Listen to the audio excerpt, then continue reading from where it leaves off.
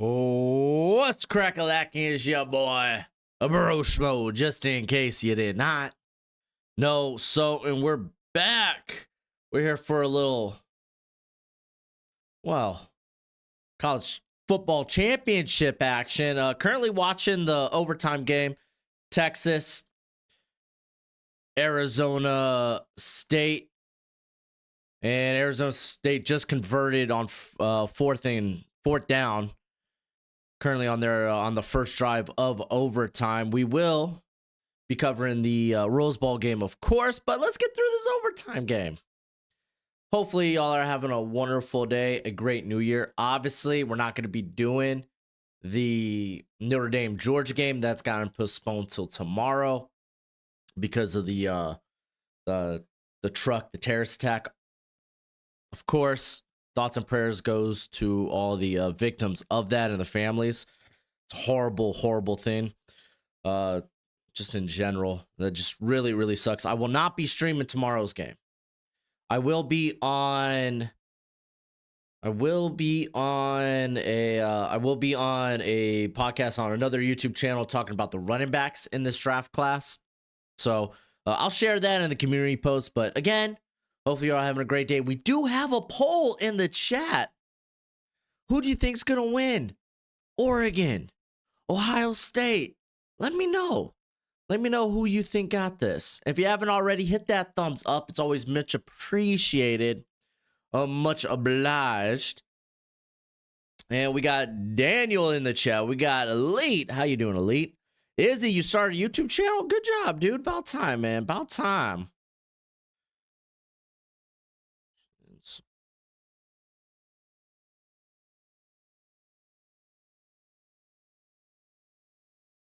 Dude, man, that fourth quarter of that Arizona State Texas game was freaking nuts. Here we go. Can you imagine, man? So I am Scatterboo's still down on the ground. I think he just needs help up. He has been maybe dehydrated in this game, which has been pretty unfortunate. Robert, happy New Year's to you. Hubbard says that Gabriel throws 7 touchdowns in the fourth quarter. Don't know if that'll happen, bro. Don't know if that happened. And of course, hey, if you want to chat with me, just just get in it on the chat, man. Talk to me, talk to the people. Shopping. You feel you seem a bit distraught as a Michigan fan about this Ohio State Oregon game. All right, we got 2nd and 15. Scatterboo on the sideline. We got trips up top. Do have a tight end in line and kind of like a pull in. Yeah, it's a little like counter play.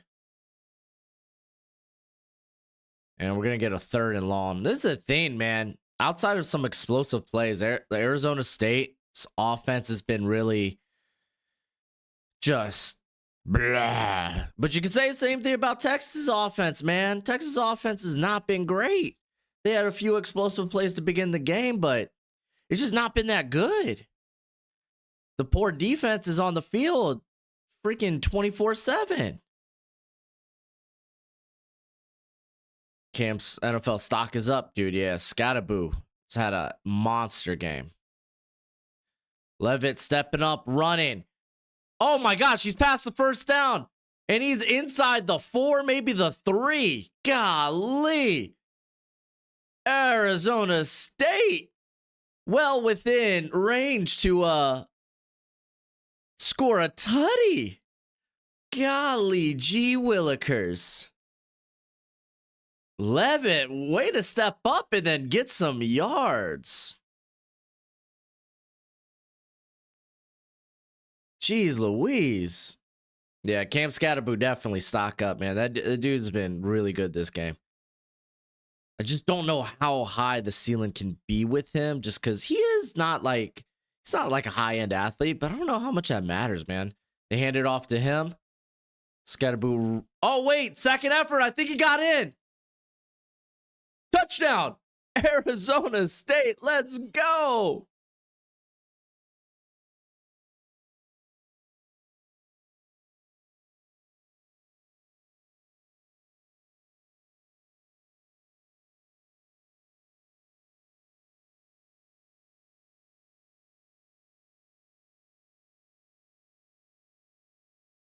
Dang, dude, that's so clutch.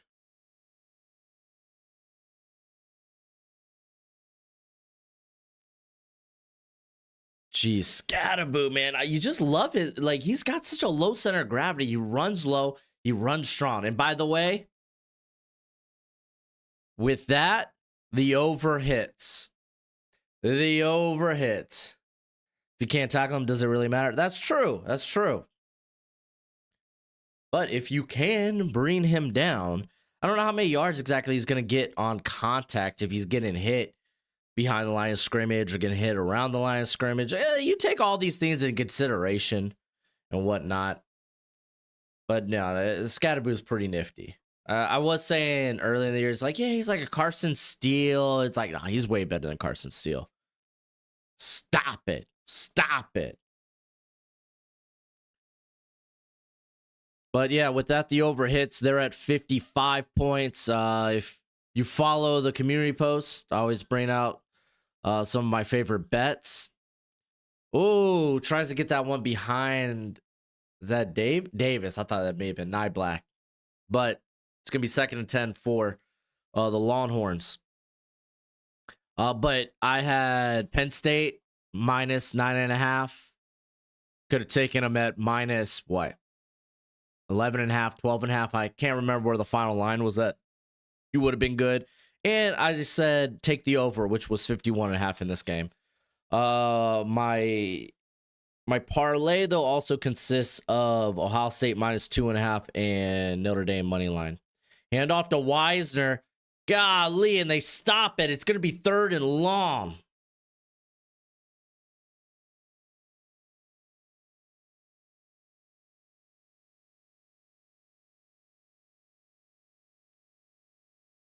Let's go. All right, man. Just a couple more stops, and Arizona State advances. That's nuts. That would be nuts.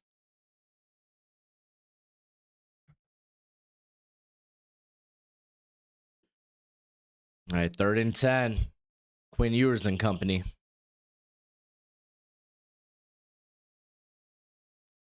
There's 3 seconds left on the play clock. All right, bring extra pressure. They're just tossing it to the outside. To, what is that? DeAndre Moore picks up like all of what, 3 or 4 yards? So it's going to come down to like 4th and 6? 4th and 8 officially. Golly. What the heck is that play call? That may have been the hot read, though, with the blitz. That was probably the hot read with the blitz, though.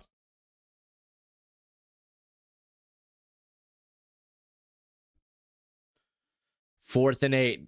Oh, timeout? Flags? Offside? False start. Offense. It's going to be 4th and 13. Oh, no. Oh, no. Yeah, to the Texas O-line, they saw that blitz coming in, man. They were trying to time that snap. Izzy, like Izzy says, guys, hit that like button. Much appreciated, much obliged. How have y'all enjoyed bowl season?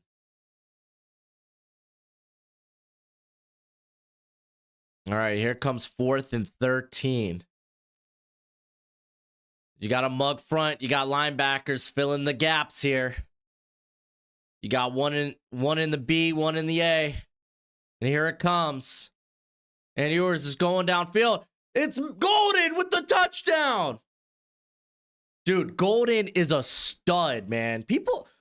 I remember I did a 2-round mock draft about a couple of weeks ago, maybe a month ago.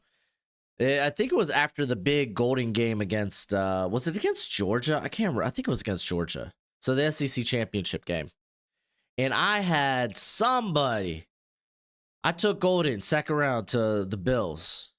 They were like, oh my gosh, reaching on a wide receiver. It's like, you haven't watched Matthew Golden then, bro. Get out of here.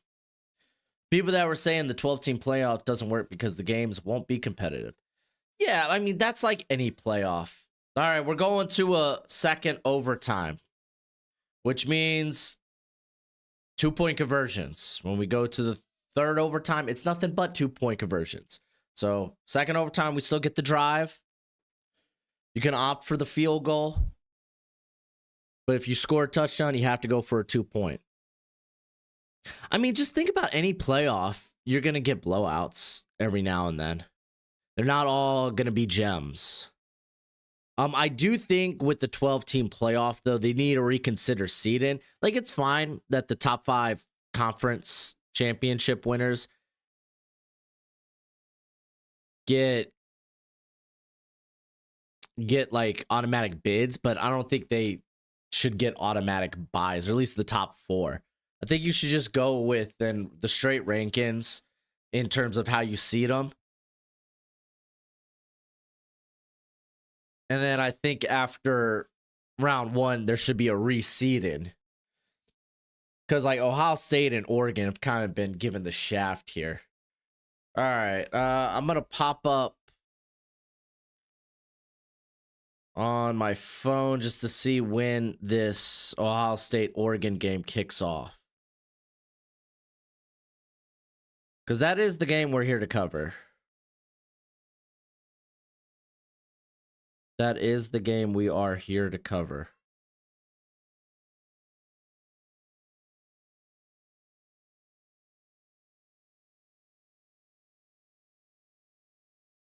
Okay, so they got it kickoff at like 3:15, so that's like 4 minutes. We'll keep an eye on that. All right, here comes Quinn Ewers. Dumps it to Gunnar Helm, touchdown. Oh my gosh, just like that. Quick. And now they got to go for the 2-point conversion.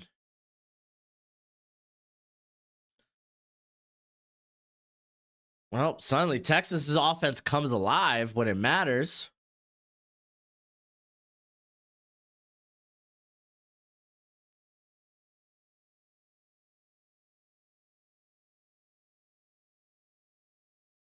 Oh, man. Yeah, that wasn't the greatest pass off in the world.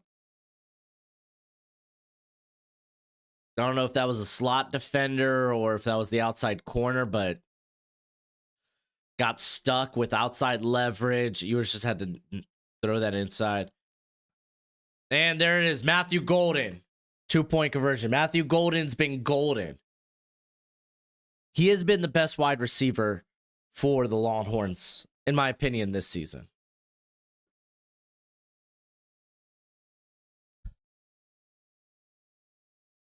All right, so we did have... Looks like we're about to have the Oregon-Ohio State game go underway.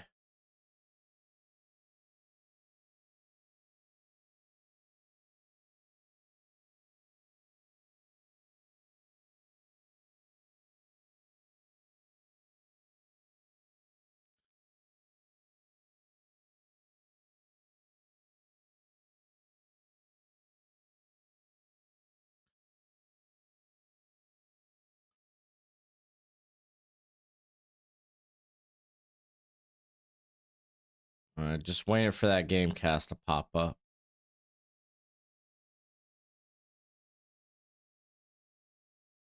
All right, here comes Arizona State. They need a touchdown and a 2-point conversion to keep this game going. And fake the handoff to Scattaboo. And he's going to dump it to Scattaboo, who gets the first down. He's inside the 12-yard line, probably around the 12. Yeah, Scattaboo's slowing down, though, man. He's beat up, man, having to help that man up every down. Right time he gets the ball.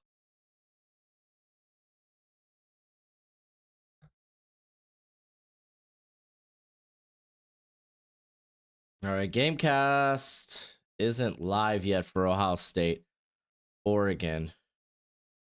And we will move to that game once Texas, Arizona State wraps up. Levitt running around. Looks like he's going to throw this one away. It's going to be 2nd and 10.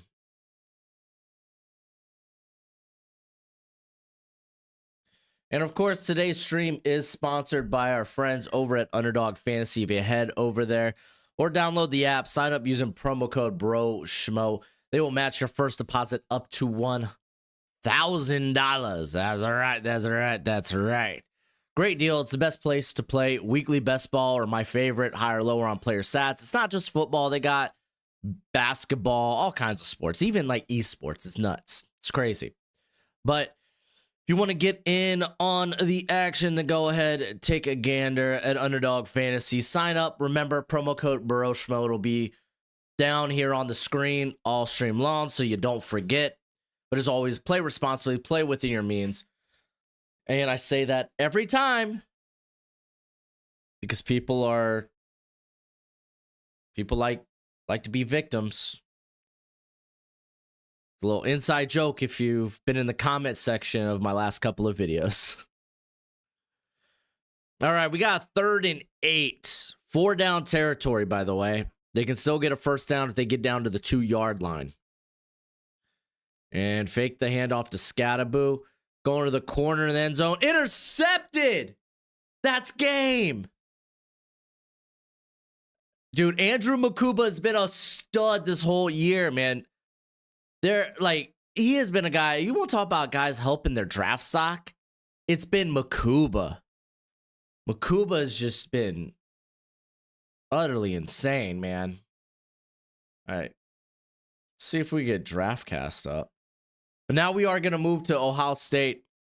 Oh my gosh, did Ohio State already score? Golly, gee willikers. Ohio State already scoring on the Ducks. But I mean, remember the last game? Remember their first game this year? That was pretty high scoring early on, or at least I think they traded. I'm trying to remember the game. But they traded some scores, then it became very momentum based.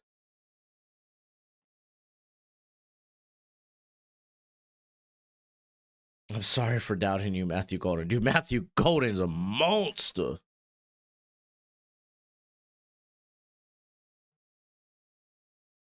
You're a monster. Dude, hey, this is a great showing for Arizona State, though. You got to feel great about the program going forward, though.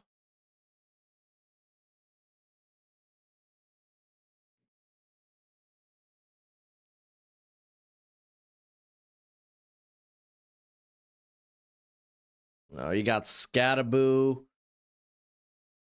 Scattaboo there talking in midfield with some Longhorn. I couldn't make out who it was.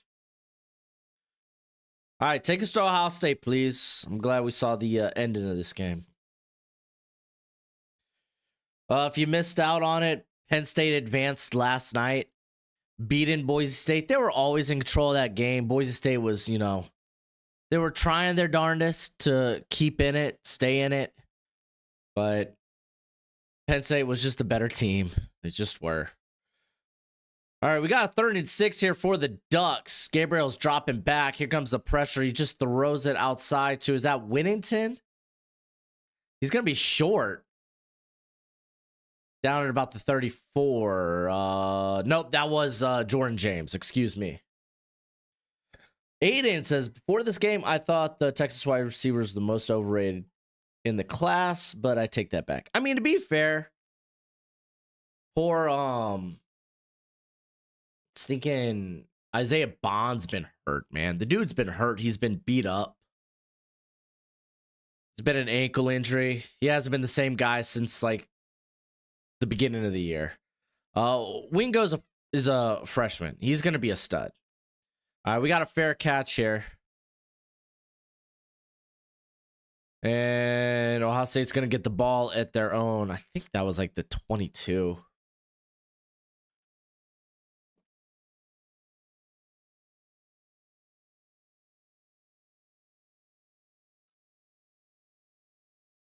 Patriots trade for the bag. Yeah, I don't think to get to the first overall pick this year, it's going to cost nearly as much as it has in years past. I mean, it's still probably going to take a first this year, first next year. I guess depending on where you're traded from. Like if you're traded from like 4 or 5 or pick 6, probably going to have to throw that other first in there. But it's not going to be like where we've seen in years past, where it's like takes like 3 first rounders or 2 first rounders and like a very good player and such. I don't think it's going to cost that much, just because, again, the quarterback class in this draft is just sweet cheeks. Sweet cheeks. Dude, Gamecast, get your stuff together. So Jeremiah Smith goes to the house with a 45-yard touchdown to open the game. That's wild.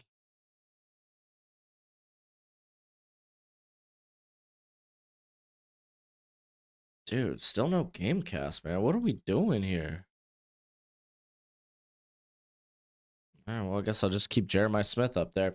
Are the top prospects playing today? Yes. You're not having players sit out or skip playoff games. It's not how it works. If this was the shoot, man, I don't know, the coffee cup bowl, then yeah, you're gonna have guys skip. But more times than not, like it would be shocking to see guys skip the playoffs in games that matter, in games that are significant. It's not going to be a good look for you going to the NFL. Now people see why I think D'Amico Ryans may want Makuba as an Eric Murray replacement or a Jimmy Ward replacement. Golly, man. Dude, I love Makuba. He's done a lot to help his stock this year. He will be at the Senior Bowl, which I'm excited about. Get to see him live in person. It's going to be a wonderful thing. It's going to be a wonderful thing. By the way, if you haven't already, hit that thumbs up. It's always much appreciated, much obliged. How many people we got up in here today? We got 59? 60 people? So if you haven't hit that thumbs up, please do. Please do. It literally requires almost nothing of you.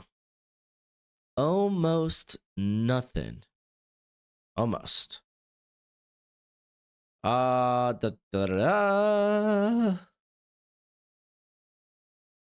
right, we got Ohio State. They will be starting with the ball at their own 22. I believe that's Judkins in the backfield. Yes. And Will Howard's going deep again into oh my gosh. Jeremiah Smith goes up, yanks it down. But, dude, that throw was a little sus because you're going between 2 defenders there, right? Because you're trying to work a high-low concept. And I thought the corner played that well, man.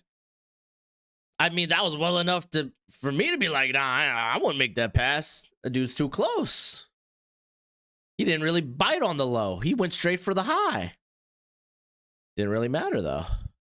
They handed it off to Judkins. He's going to pick up about a yard, get out to the Oregon 49.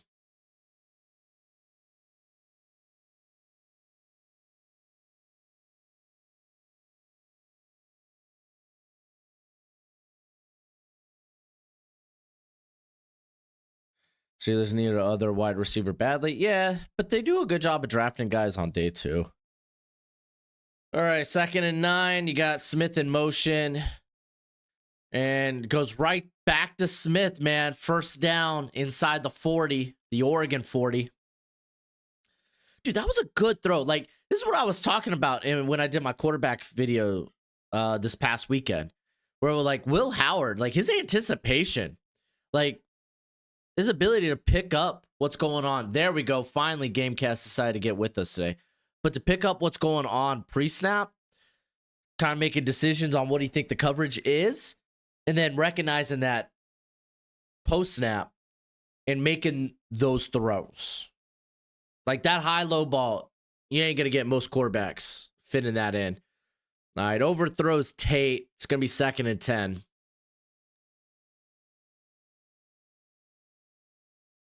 Like legit, man. Like that throw. It's not like it was the prettiest throw in the world, but the anticipation on that throw.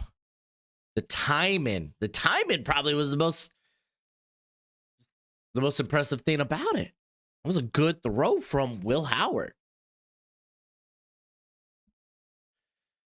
All right, we got a 2nd and 10 here for the Buckeyes. They are at the Oregon 36. You got Travion in the game, Travion Henderson. Will Howard stepping up in the pocket, gets tackled about the line of scrimmage. Might end up being a sack, but it's big nothing thing. It's going to remain 2nd or 3rd and 10. Are you a fan of Seth Rollins? I'm a fan of wrestlers in general. You're hardly going to find me dislike a wrestler. I think Seth Rollins is really good in the ring. And honestly, he's really good on the mic when he's being serious. All right, here we go. 3rd and 10. Henderson's still in here. Howard stepping up, about to be sacked, and just has to dump it to Henderson for the incompletion. That was Jordan Birch coming in, causing some pressure. Smith could go top 10 this year. Absolutely. Dude, Smith would be wide receiver 1. Dude, he's already built for the NFL. That's the wild thing. That was honestly a good move to try to step up by Will Howard. It was just, man, Birch got there and was able to wrap him up. That's a good stop. A good stop in your own territory by Oregon, because you do not want to go down 2 scores right off the bat. And we got a little pooch kick, going to try to keep this. Oh, man, they had a chance to down that inside the 5, inside the 3, really. But goes into the end zone. Oregon's going to get it at their own 20. 5 minutes into the game. Cam Scatterboo is pretty good. He ain't half bad. Not the fastest guy, but he's shifty, man. He's shifty. He's got a little shimmy and shake to him. He's got a little smoothness to him. And even better, he runs low. He runs with great balance. And he always keeps the feet churning on contact. I love that. I love that, man.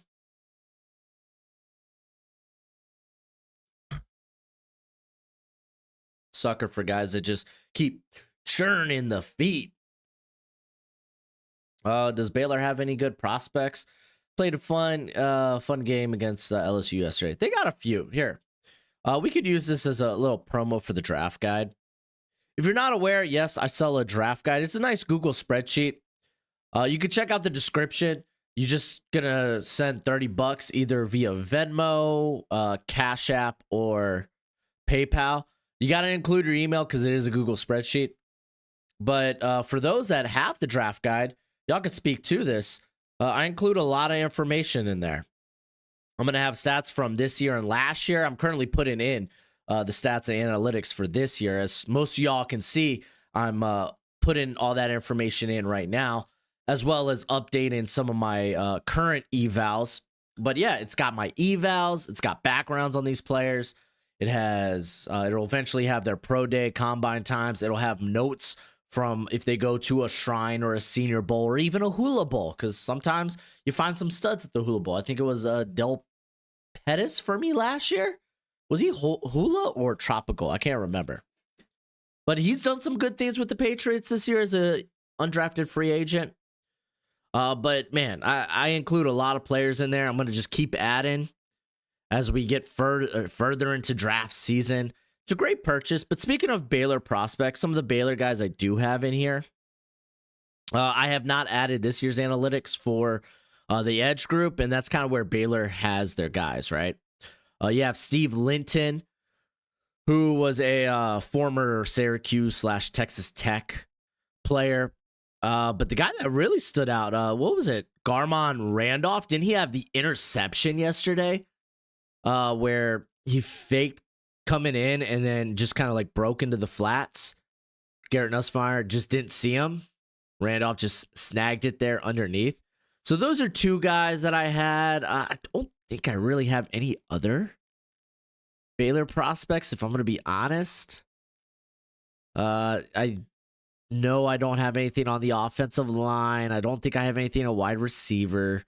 There just wasn't a lot going on at Baylor this year for me, at least anything that I've noticed.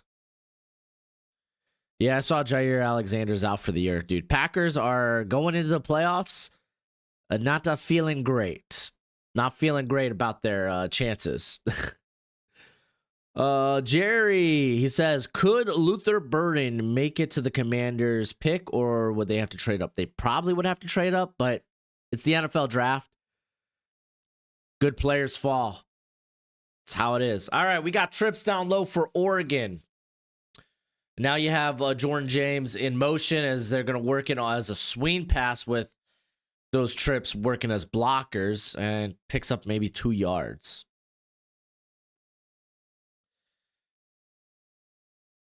Yeah, like the playoffs are going to be interesting. They're going to be interesting. I don't like the Packers' chances of making it out of round 1, out of the wild card round this year. Feels like their offense just isn't really clicking. And when it is, it's like late in the game. Oh, Dylan Gabriel arm hit as he throws. Just kind of wobbles out. It's going to be 3rd and 8. Was that JT Tuimoloau? It was.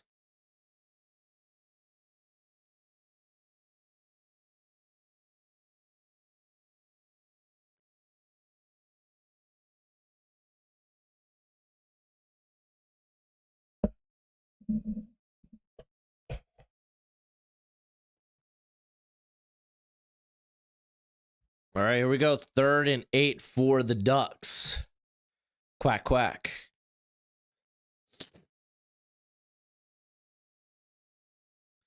All right, Gabriel, you looking around. He tries to force it, trying to go in between 2 defenders. Oh, Caleb Downs. He comes up with the football, but I think the ball hit the turf. I think it's incomplete. And there we go. 3 and out for the Ducks. Dude, Caleb Downs is a stud.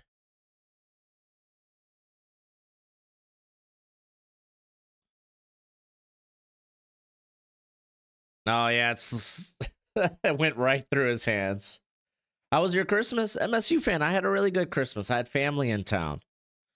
That's why you didn't see many videos on the channel, as well as, oh my gosh, what kind of punt was that? A low. I don't even know what to call that. I don't even know what to call that. What up, Devon? The Bengals get in the playoffs. Nobody wants to smoke. Dude, yeah, I'd be scared of the Bengals in the playoffs. I'd like to see it. But what else we got going here? Jeff, man, Walter Nolan has become my favorite player in this class. Would love him for the Niners, and Larry Krueger loves him too. Anything I should worry about in Nolan? No, Nolan's just a young player, developing his body. This is his first year as a true interior player. For A&M last year, he was working a lot on the edge, but he put on 15 pounds this past off season with him moving full time as an interior player. But he's good, man. He's really good. What are your thoughts on Evan Stewart? Devontae Smith light, just not as good hands. And I don't think he plays with the physicality that Devontae Smith plays with. And I know some people will be like, physicality, Devontae Smith? He's small. He's really, really gritty. Is that the word I'm looking for? Scrappy for a player his size. Wicked release. But Evan Stewart, man, that dude's got a nice release package for being an undersized receiver, but he does need to clean up his hands. Yeah, the Bengals would need the Dolphins to lose to the Jets. Yes. I think Broncos are in with the win. Dolphins need the Broncos to lose. They need to beat the Jets. Bengals are in with the win over the Steelers, and the Broncos and the Dolphins losing.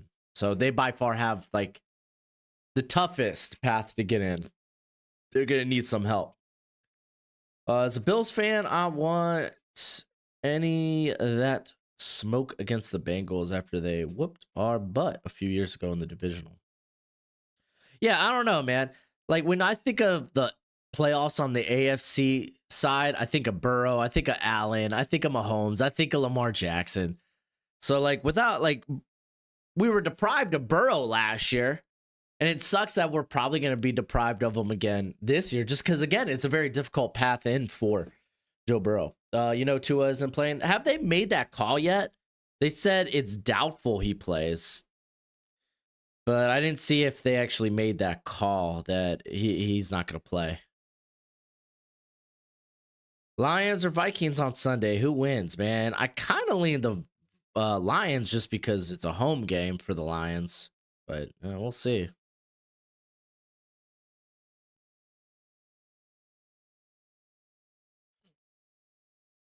Yeah, Walter Nolan's a beast.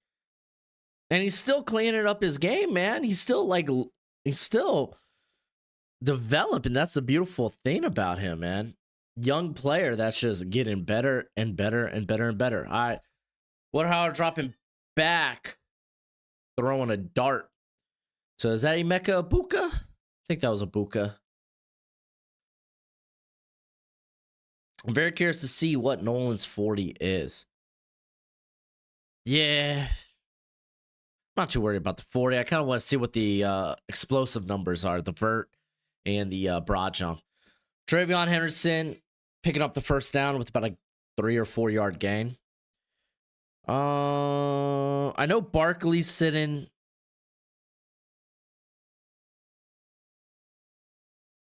The Rams are going to be resting their starters. The Chiefs are resting their starters. And the Dolphins, okay, this is the word on the Dolphins. They are prepping Huntley. They're prepping as if Huntley will be the starter. So nothing yet on oh my gosh, what a dart. By the way, Buckeyes. Touchdown. So yeah, no real call on Tua yet, but it seems like he's trending to not playing. Wow, dude. So Will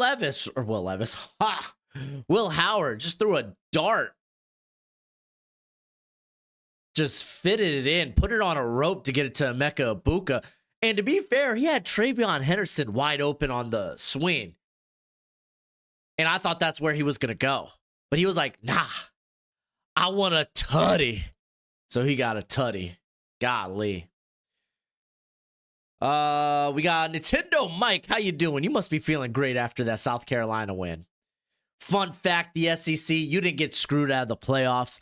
You just should play better. Quit losing games, SEC. Golly, you're going to tell me? You're going to tell me that one loss, SMU, who also lost their conference championship game, but again, they said they weren't going to count losses in the conference championship against the conference championship losers. So one loss SMU, you're going to tell me that Bama or South Carolina or Ole Miss with their 3 losses should get in over SMU? Maybe you might have an argument if we're talking about 10-2 SMU, but we're talking about 2 full loss difference. Don't play me. Like, we could have the conversation if they're like separated by 1 win, but we're talking 2 wins. Do you think the Bills will rest their starters? I feel like I may have read that they might, but I'm not positive. Again, I'm very much in college football mode right now. I'll get into NFL mode like Friday when we get closer to the finale, week 18. Super Bowl predictions. At commercial break, we'll take a look at the current Super Bowl breakdown. All right, we got a wide receiver reverse, and boy, it got snuffed out by this Ohio State defense. Dude, no one's playing better than Ohio State right now in the playoffs. Mop the floor with Tennessee, and now they're coming out here and they're up 14. Up 14 on Oregon, on undefeated Oregon. Okay, let's go. All right, we got 2nd and 11. You got a little cold Nintendo Mike? I'm sorry, man. All right, we got a quick little screen. This is to Tez. I think that's Tez. Yeah, it's Tez. Picks up maybe 3. It's going to be 3rd and long again. I mean, to be fair, Nintendo Mike, I did think South Carolina was going to win that game. But Illinois came out and looked good, dude. And what? They're going to return. They're returning Altmaier and whatever his name is, the quarterback. So that's hella dope. All right, officially 3rd and 7. Oregon down at their own 27. You got 2 up top. They brought in 2 tight ends for a little extra protection. They get it out to Terrence Ferguson, who gets the first down. There we go. Oregon showing a little life. I say showing a little life. I mean, they got 1 first down. It's the most life they've shown this whole game. Terrence Ferguson also going to be at the Senior Bowl.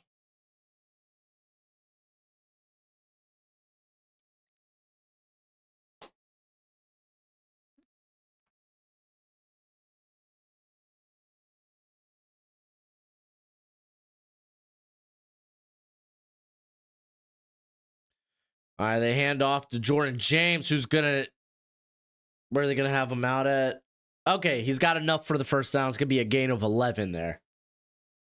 There we go. Okay, Oregon back-to-back first downs. You'd like to see it. Let's keep it moving. Let's keep it rolling. I will close the poll after the first quarter. So if you haven't voted, go ahead and vote. Who you think? Ohio State or Oregon? Oh my gosh! Dylan Gabriel going deep to Tez.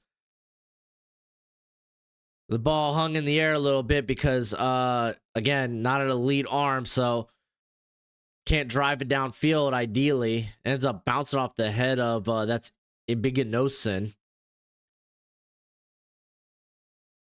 So, yeah, the ball hung a little too much. Tez had it, too, man. Tez had him beat.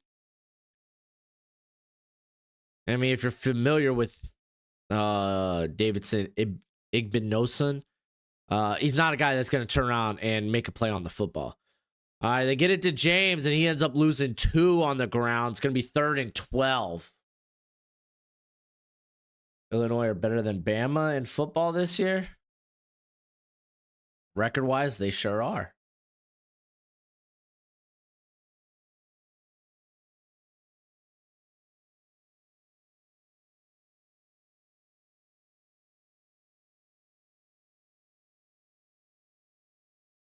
All right, 3rd and 12. Oregon down at their own 45, down 2 scores.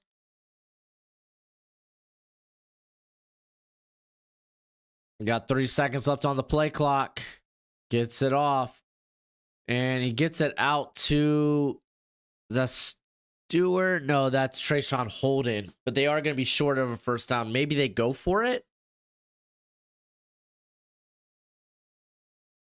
Nah, looks like they're going to punt it away. Never mind. They're going to be short by like 5 or 6 yards. So they're going to punt the ball while being at the Ohio State 49.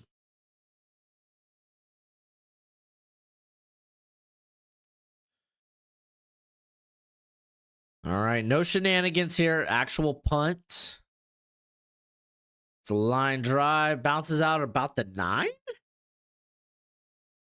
Yep, 9-yard line. So good punt. All right, we are going to a commercial. So let's go ahead and take a look at the playoff.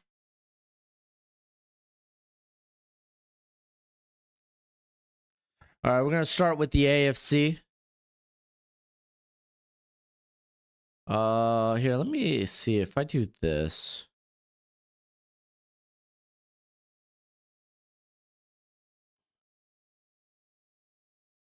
Oh, here, hold up.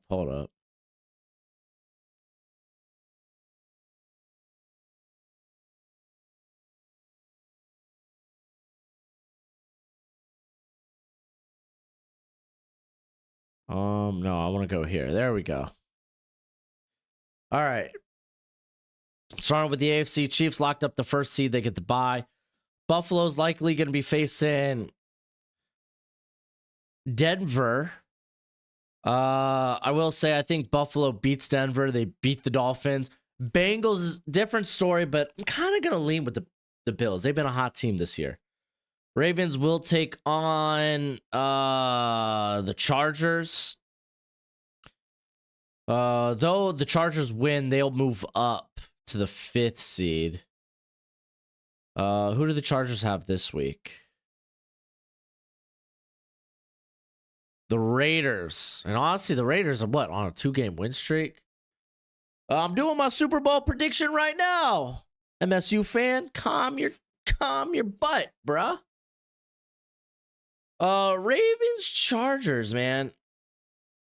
I mean, I feel like Chargers are going to come out and want to win that game. I do think Bengals beat the Steelers. So we could talk about the Chargers as the 5th seed. Because I think that will bump the Steelers taking on the Ravens. I think I'm going to lean the Ravens in the playoffs. Steelers just haven't been that impressive recently. A lot of that has to do with George Pickens being out, but it is what it is. Chargers, Texans. I think Texans are entering the playoffs with a whimper.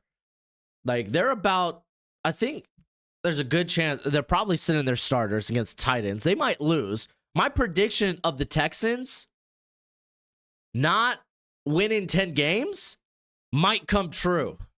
And I got lambasted for that take, by the way. So, I think I would actually take the Chargers over the Texans. So that puts Chargers, Ravens, Bills. That would send the Chargers to the Chiefs. Chiefs are a different animal in the playoffs. We'll send them through. Lamar in the playoffs is hard to buy into. So I think we got Bills, Chiefs. And let's maybe go with something a little different. Let's say Bills. This is the Bills' year. Let's move on to the NFC. I'm assuming Detroit's going to lock up the 1st seed here. I think a lot of these will probably stay in place. I think if Tampa Bay wins, they move up to the 3rd seed, though. Because they have a better conference record. Or maybe it goes 1st division record. I don't know. We'll talk about the NFC in a second. Ohio State's back on the field. So let's follow this drive. All right, it is 2nd and 5 after the Judkins 5-yard run. They are at their own 14. You got 2 tight ends around line of scrimmage. They hand it off to Judkins. Wow, what a tackle there. That's Derek Harmon. He read that from the get-go, dude. He was like, oh, you think you're going to get this cutback lane? Nah. Bucks could jump the Rams. Yeah, the Rams are resting their stars. That's what I thought. I just don't know what that first... I couldn't remember if the first tiebreaker is conference record or division record. Or division records only matters with tiebreakers inside the division. All right, we got a 3rd and 4 here for the Buckeyes. Howard's going deep. And Jeremiah Smith's a monster with the snag. He's out around midfield.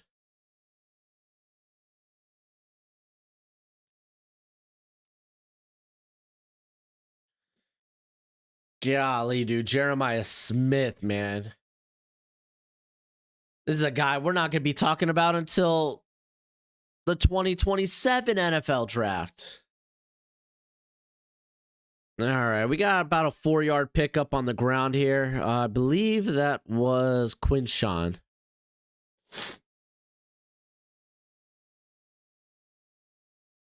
We got less than 2 minutes left in the first quarter. 2nd and 5. It was indeed Quinshawn Judkins. All right, we got a tight formation. It's going to be a fake handoff. Looking for Smith. Going to Smith just outside of the reach of Smith.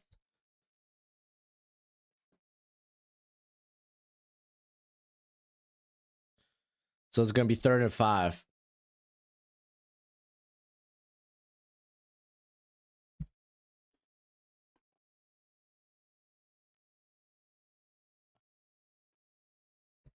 All right.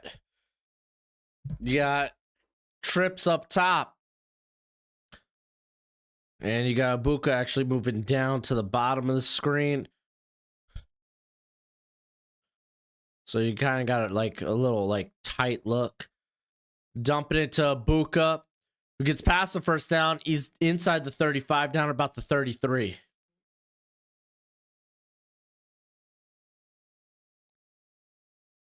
I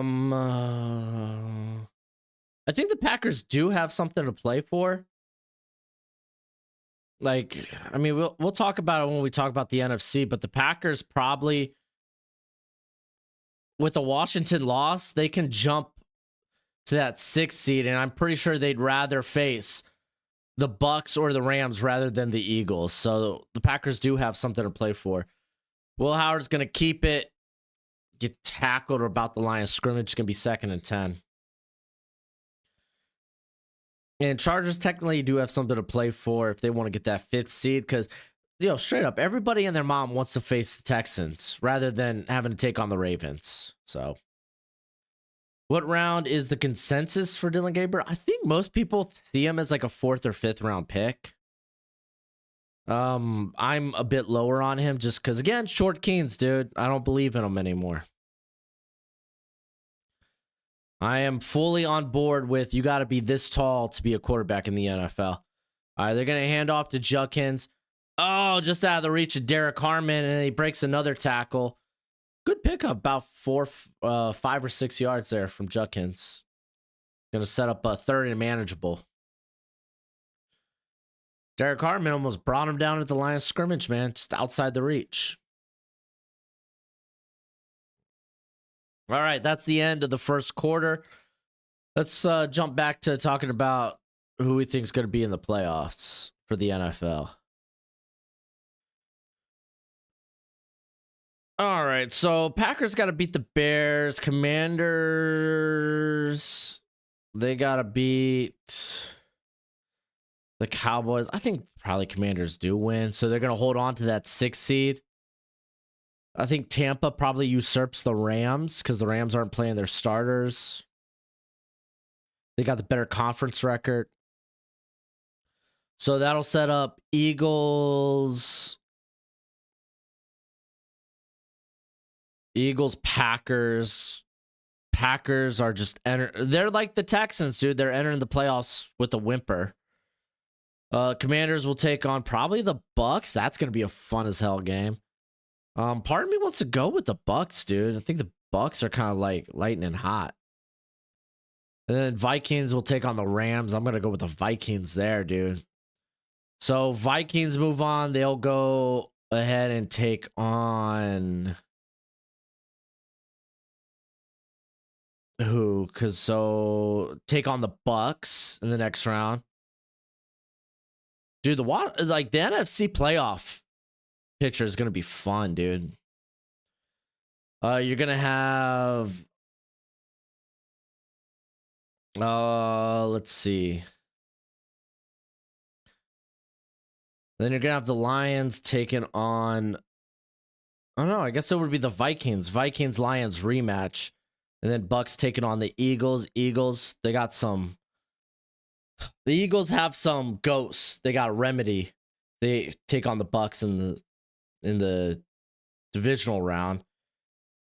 And I'm kind of leaning that we're going to see, man, thing is, Detroit's just so unhealthy.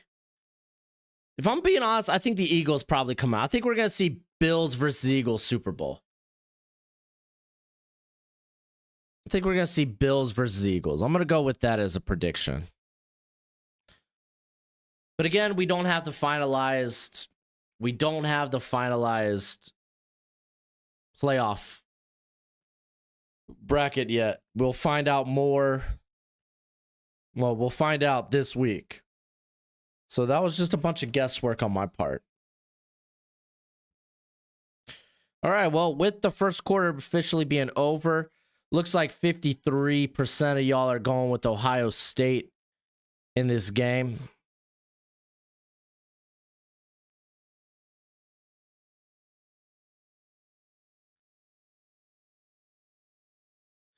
Also, a reminder, I'll be with Roundtable Sports tomorrow talking about the running back class. So, Ravens, Eagles. It's so hard to buy into playoff Lamar right now, though. They're so good in the in the regular season. It just doesn't, it hasn't translated to playoff success thus far. It just hasn't. All right, 3rd and 5 for Ohio State. They are at the Oregon 28. You got Tate in motion here. And he's trying to dump it to Jeremiah Smith. Good coverage. It's going to be incomplete. 4th and 5. Bring out the field goal kicker. So let's go ahead and get our slide whistle out for the field goal attempt.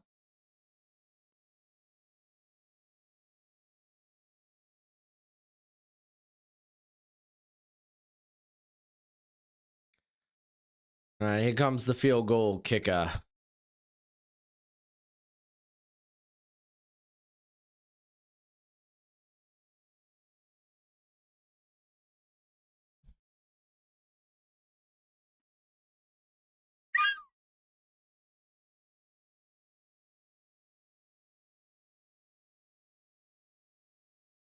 Da-da-da. Dude, slide whistle is like the worst frequency right now. Like, it cuts out, unfortunately. Nothing I can do about it. I love Pat, but not gonna lie, he gets annoying sometimes. Yeah, I don't disagree with that. I do love Pat McAfee, but golly, he can be a bit much sometimes. He can be a bit much, especially on college game day. But it is what it is. 3-score game for Oregon, man. But don't count out the Ducks. Don't count out the Ducks.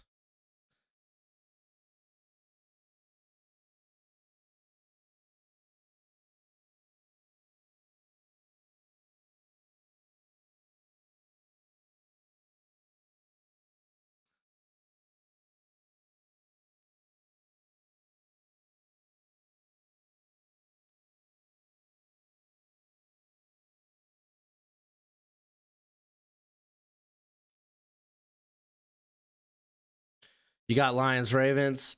See, it's just the Lions are so hurt on the defense. I mean, I'm not going to bet against the Lions, but like straight up, Lions are kind of like, they're the team I'm rooting for when it comes to playoffs. You know, as long as because let's be honest, Dolphins probably aren't making the playoffs. Probably not making the playoffs, but Dolphins fan through and through. And I just can't, again, I'm not, I got to see it before I believe that Lamar Jackson could find success in the playoffs. Coming out of the pistol, we got a handoff to Jordan James, and he gets stood up. What was that? Lathan Ransom? Golly, dude.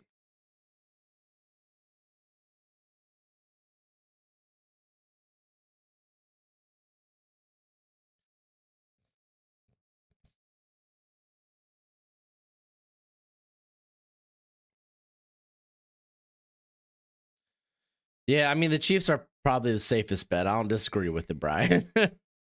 You got the script. All right, we got a 2nd and 7 after the 3-yard run. We're going to get another little toss, like a mini toss. It's going to go for about 2 yards, set up a 3rd and 5. Oregon should be banned from college football playoffs after this performance. It was only the first quarter. Let's see what Oregon does the remainder of this game.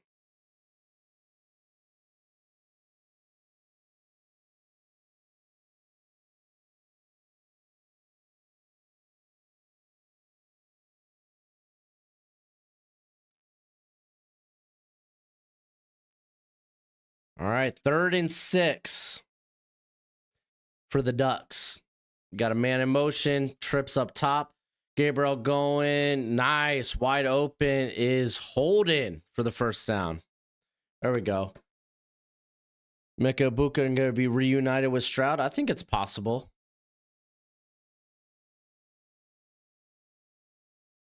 It's a good catch from Holden. All right, they're at their own 41. Got a handoff to Jordan James. Goes for about 2 yards. It's going to be 2nd and 8 from their own 43.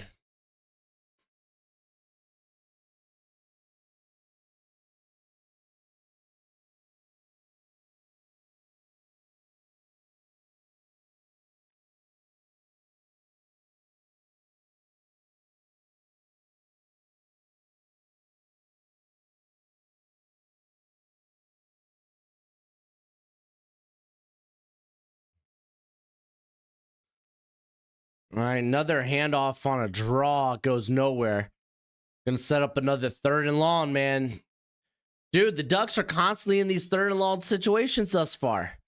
It's not a recipe for success. It's just not.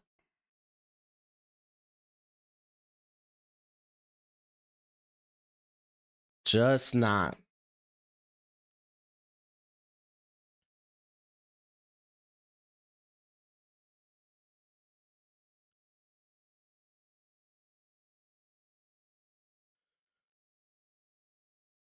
All right, you got Terrence Ferguson up top. And they get it out quick, too. Is that Tez? But he's going to be short by like 3 yards. Are they going to go for it? Offense is still on the field. 4th and 3. Looks like they're going for it. Ducks getting aggressive or desperate.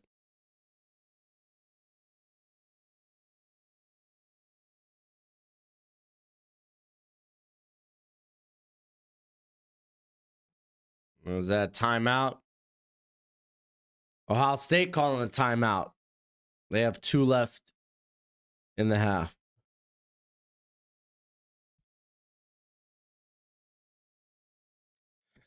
Fearfully, how you doing? Happy New Year, my tribal chief. Proud of the Devils. Forks up. Yeah, dude, Arizona State came out fighting, dude. Sparky didn't go away, dude. They put up a good game against them Longhorns. Just came up short. Couldn't keep up with the firepower in OT. But they had a few opportunities to win it, man. They couldn't drive at the end to get into field goal position. And then they couldn't make a defensive stop. My MSU, I do not drink like that, my friend. Thoughts on the no targeting call in the Texas game? If we're talking about the ASU one, I don't think it was targeted, period.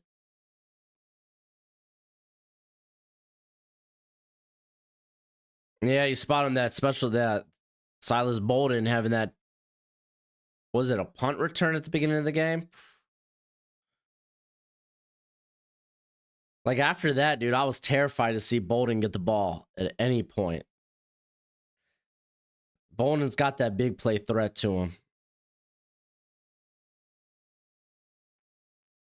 He's going to be draftable just because of what he can do on special teams.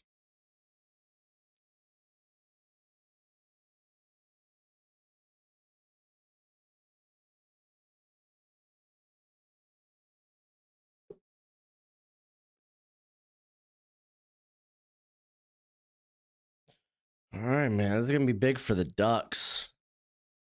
Didn't Oregon destroy Ohio State earlier this year? They didn't destroy him. That game came down to the wire. That was the game where Will Howard slid before the first down and then time ran out. The game came down to the wire. Thoughts on the Texans turn things around next season? Yeah, I don't see it happening this year, but it's got to start in the trenches. The defensive interior is not impressive, and that offensive interior is not impressive. They got to work on the inside of them trenches. On top of that, man, Stroud's taking some bad sacks this year, too. A lot of that has to do with you guys not being able to get open, and hey, they've been hurt in the wide receiving core. You had the recent injury to Tank Dell, and on top of that, you had Nico missing 4 weeks of the season. So, oh, of course, fearfully, yeah, we opened up the stream with that. Unfortunately, you had Jack Besh, the wide receiver for TCU, who's going to be at the Senior Bowl. His older brother was one of the victims of the terror attack in New Orleans early this morning. All right, here it comes. 4th and 3. Gabriel dumping it, almost picked off. Tried to force it to Terrence Ferguson. Is there a player that has changed his draft stock so far in the playoffs? Has changed his draft stock? Well, if Drew Aller decides to be like, yeah, I'm not returning, maybe. Jack Besh, his brother was one of the victims. He's the TCU wide receiver. He's going to be at the Senior Bowl. Oh yeah, I keep forgetting Diggs was on the Texans. Well, is on the Texans. No, I'm not gonna have any more kids. If I do, I'll probably adopt. But my wife is kind of done being pregnant. All right, we got a handoff here to Judkins. Picks up about 6.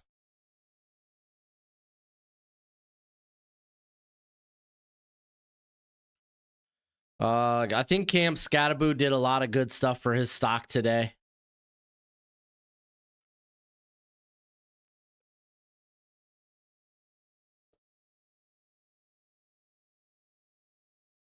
Still can't believe Targeting wasn't called in the Arizona State game. No, we're talking about the Texas targeting.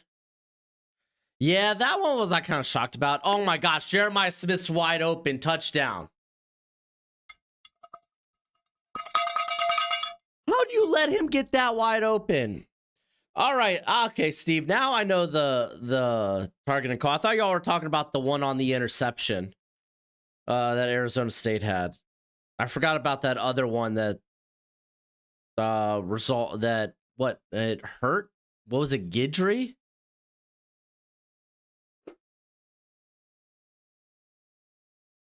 Dude, Ohio State, man, came out and was like, we're not taking prisoners today. Sorry, folks. You got your overtime game earlier today. You ain't getting it now. And you know what? Part of me was scared to take Ohio State minus 2.5. Who would have thought I could have probably bet them up?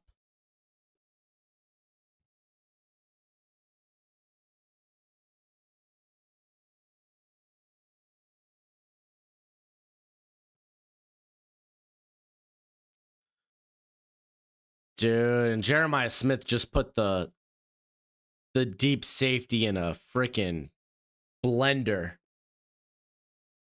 Faked inside, said, nah, I'm hitting this post. Oh, is that your corner that's supposed to be back here with me? Oh, sorry.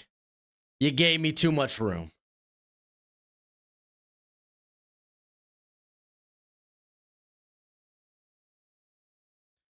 And it wasn't even that good of a sell by like Jeremiah Smith. It was a pretty basic sell. It just got the safety turned around.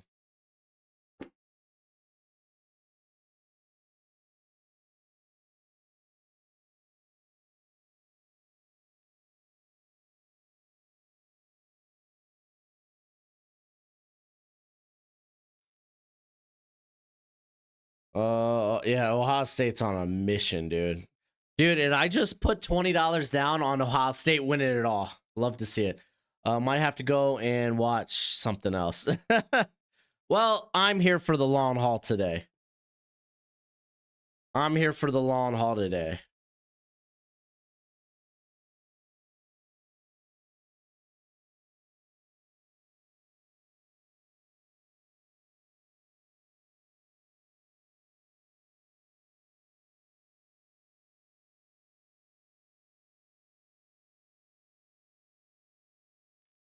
If Jeremiah could hypothetically go in this draft, he would be the top prospect.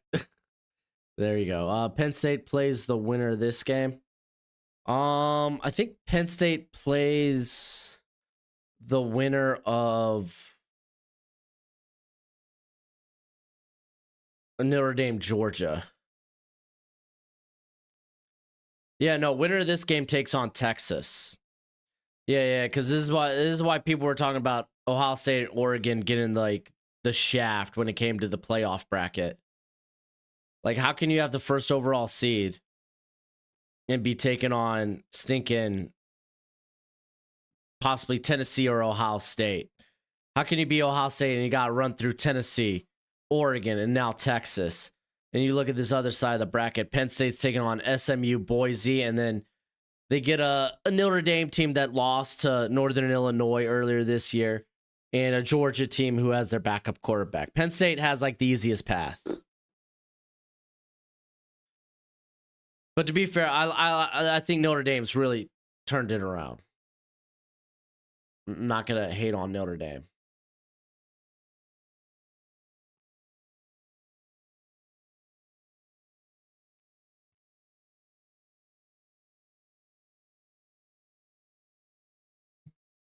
This is why I'm saying. This is why I was saying like they need to work on the. I'm good for now. Thank you though.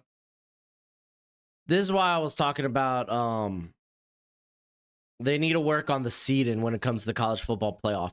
I don't mind the top 5 conference champions having automatic bids, but they shouldn't be given buys just for winning your conference. I think the buys should be given based on the top 25 rankings. And then I think after round 1 they should reseed it. That way the top team, Oregon, is taking on whoever is the lowest seed to win, which I mean to be fair in this case would be. I think it was Ohio State, but again, that's where the seeding was a little sloppy. Yeah, the seeding was just sloppy in general. Because as much as I love Boise and Arizona State, like they probably shouldn't have gotten first round buys. They probably shouldn't have.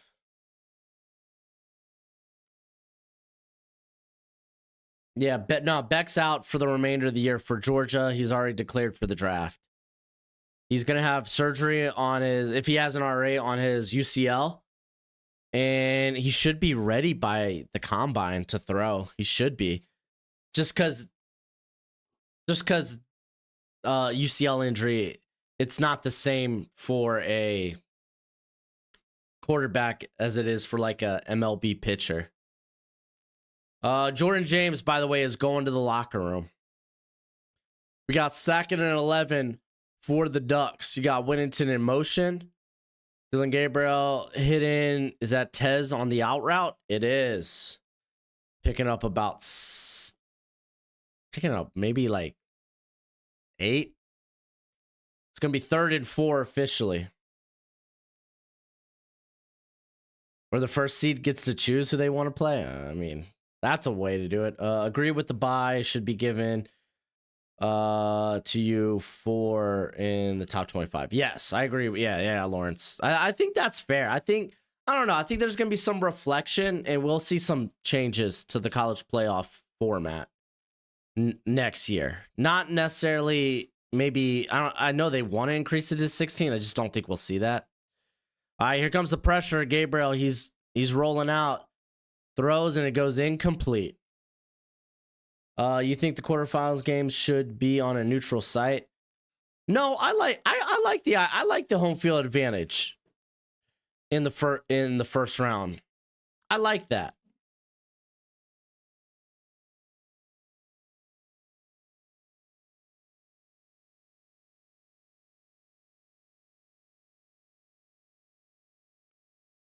I think the neutral site. Oh, I guess this is the quarterfinals. So yeah, I like the neutral site in the quarterfinals. I like the home field advantage in the first round, though. All right, Ohio State. They'll get the ball at their own 34, with a chance to make it a 31-point ball game. Golly.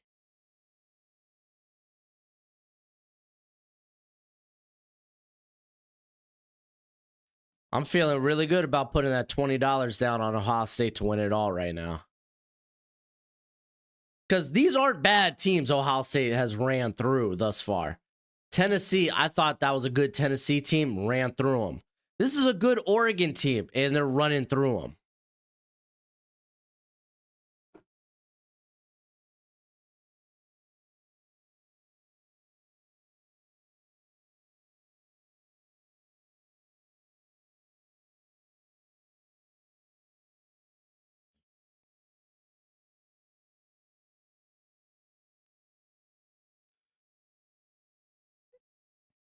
All right. Steve, I saw a 4 super conference of 20 teams each. This would leave out quite a few teams. He had them making another division right below FBS. This was a few years ago. If I'm gonna be honest, oh Lawrence, you put 10 down on Ohio State. Nice. If I'm gonna be honest, I think the group of 5 should have their own college football playoff.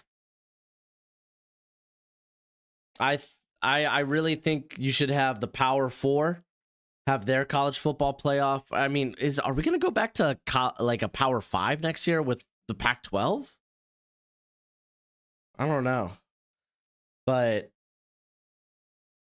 I think the group of 5 should have their own college football playoff.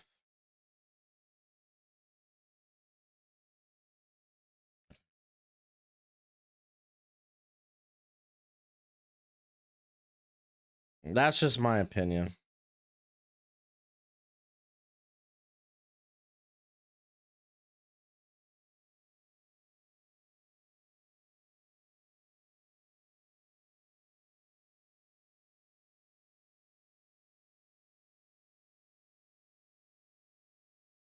Mm-mm-mm.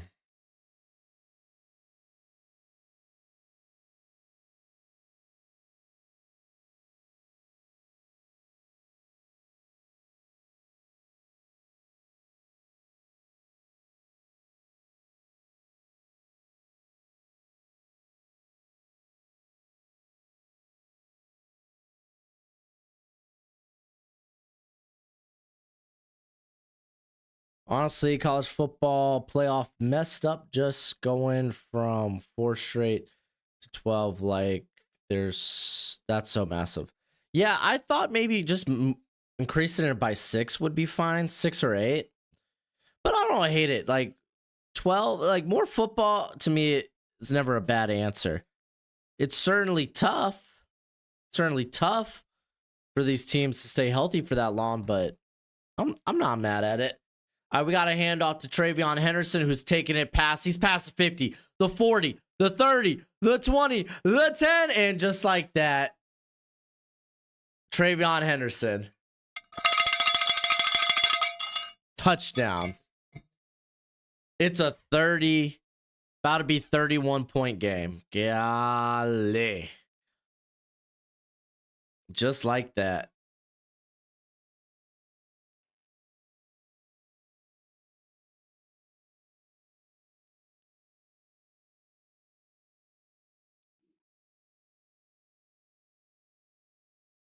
It would actually work. 20 teams would 10 on each half. The winner of each side would make up an 8-team playoff. They would have to play each other on their side of the conference. I guess that could be interesting.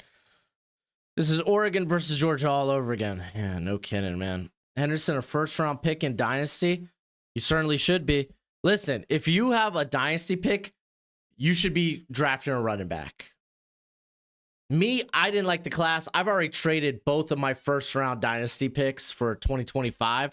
I'm looking to the 2026, the 2027 class.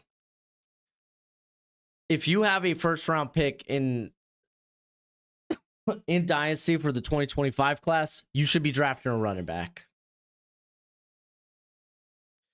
Hey, Joe Riss. Thank you for the super chat, my friend. Ducks are getting their cheeks quacked. I like it. It's clever. This is what Oregon deserves for being a part of the end of the Pac-12 and this weird conference realignment, which regionally makes 0 sense. Love you, Broshmo. Looking forward to draft season. Hey, love you too, Nelson. Yeah, the college realignment's been nuts, but I mean, to be fair, a lot of it has to do with the Pac-12 and the ACC and their lack of like TV deal rights and money. Like, there's a lot behind the scenes going on. So, how do you do your fantasy teams this year, bro? Like Dynasty. So I just got into playing Dynasty. I have 1 year. I have I just had a startup year. Oh my gosh, dude. This Ohio State defense might be more impressive than the offense. So I had a startup dynasty this year, and then I'm in the second year of a dynasty. Last year in the one dynasty league that this is my second year in, I went full rebuild. I traded away a lot of my like good players for 2024 assets. Drafted some good players from the 2024 class. And then I traded away my 2025 picks for assets in the we got an incompletion here. It's gonna be 3rd and 12. For assets in future drafts, but then I traded away my 2 first rounders in 2025 to just get good players. Like I ended up picking up Drake London and who's the other cat? Drake London, and I think I got Cooper Kupp, because strangely enough, it was kind of like a 1 year rebuild for me. I went from being like the worst team in the league to 10-4, potentially being able to get 3rd place, get a decent little bit of change for being a rebuild. Oh, Downs almost with an interception. Now we're at 4th and 12. But let's take a gander at my draft picks going forward, because in 2026, I have 3 first rounders, 2 seconds, 2 thirds, and 2 fourths. I'm going to use some of this year's draft capital and next year's to grab some of that 2027 class, because golly, the wide receivers are going to be nuts in there. But in my startup league, I just drafted a ton of young players. Like my receiving core is pretty nuts. Jamar Chase, Marvin Harrison Jr., Malik Neighbors. I got Jaden Daniels at quarterback, so it's kind of nice. Oh, Shy just super sim the rest of the game. Yeah, that's pretty funny. All right, let me catch up on some of y'all's chats. You have 4 first round picks in Dynasty, and I'm trying to move out. I would try to move those for either young players or future draft capital. Why is no one talking about Caden Prescorn? Prescorn's all right. He's all right. He's a very solid. I don't think he's a top 3 tight end in this class. He's an older player, and he's like an okay athlete. Like he's a good athlete, but like nothing that you're going to write home about. I got an eval on him in the draft guide. Go check that out. All right, we got a handoff here to Judkins, who now is ripping off a nice 15, maybe 13-yard gain. Golly. Aiden, looking forward to draft season, dude. Must be a fan of a good team. It's been draft season for 11 weeks for the Jags. Golly.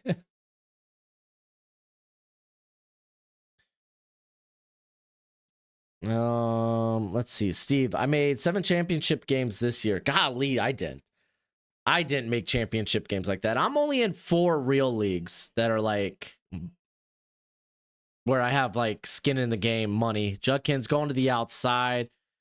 Gets to about the Oregon 42. I'm in 2 dynasty leagues and then 2 redraft leagues. Then I do a couple of guillotine leagues. Only player worth more than a future first this year is Genty and T-Mac. Oh, yeah. Like, this draft's not worth, like, the 2025 in terms of, like, dynasty value, fantasy-wise, it's not worth a ton. Like, you could maybe find some guys because it's loaded at running back, but I'd be trying to move that draft capital.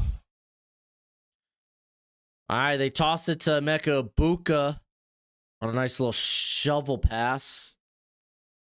It's going to be about a 3rd and 2. Will Jeremiah Smith be better draft? Yes, I think Jeremiah Smith's going to be a better draft pick or draft prospect than Marvin Harrison Jr. Dude, Steve, I'll tell you this, dynasty league, fantasy dynasty drafts are freaking awesome. I love it. I love team building in general. Thoughts on Pat Bryant? He's a nice, like he's a good possession receiver with like prototypical X size that can win jump balls. Oh my gosh, dude. Will Howard, QB sneak for 3 yards, 4 yards. Golly, man. It's nice. Pat Bryant's nice. He's probably like a third, fourth round pick.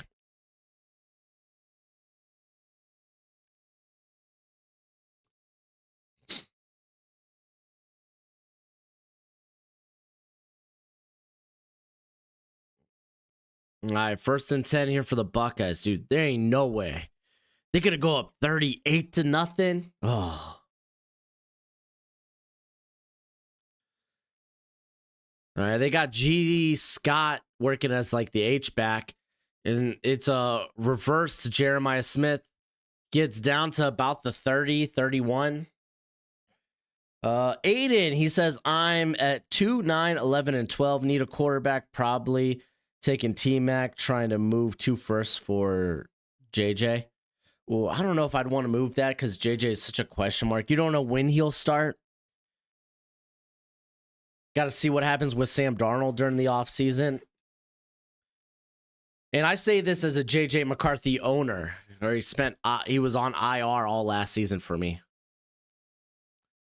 And they get it out to Tate for a first down. He's going to be down at about the 20, 21. Yeah, Jeremiah Smith's going to be a stud when he comes out. I agree. Show low, man.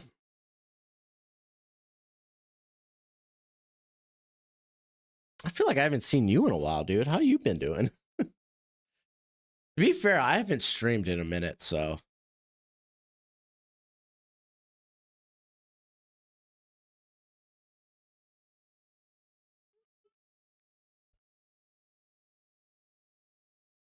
All right, we're going deep to Tate, but it's out of bounds. What do you think about Ole Miss edge defensive line players? Oh, dude, they have a great defensive line. Like Walter Nolan, is a first round pick. Princely Umami Ellen, Jared Ivey, JJ Pegues. They're probably like either day 2 or borderline day 2 picks. Mississippi's got a really good line. All right, 2nd and 10, and I'll get to your comment in a second. Blake, gonna get a handoff to Judkins, who's gonna get to about the 18. It's gonna be 3rd and 8. Blake says, do you think Pats could trade back with the Raiders, send in pick 1, a 4th rounder, and receiving a 1st and a 2nd, and Michael Mayer?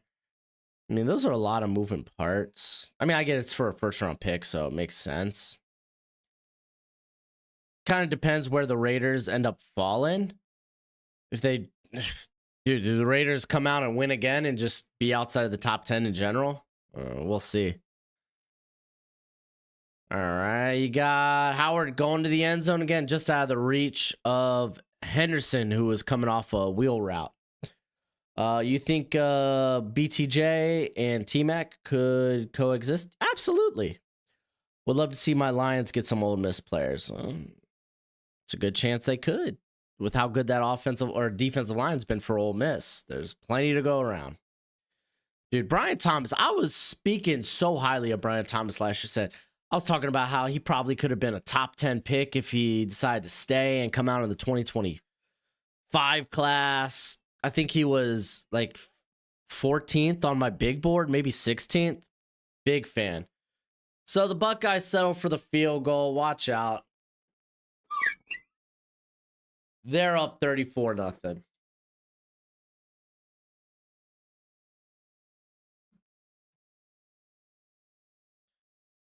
If each team that has the number 1 pick wins each week, will the Patriots beat the Bills this weekend? I don't know if the Bills are playing their starters, so I couldn't tell you.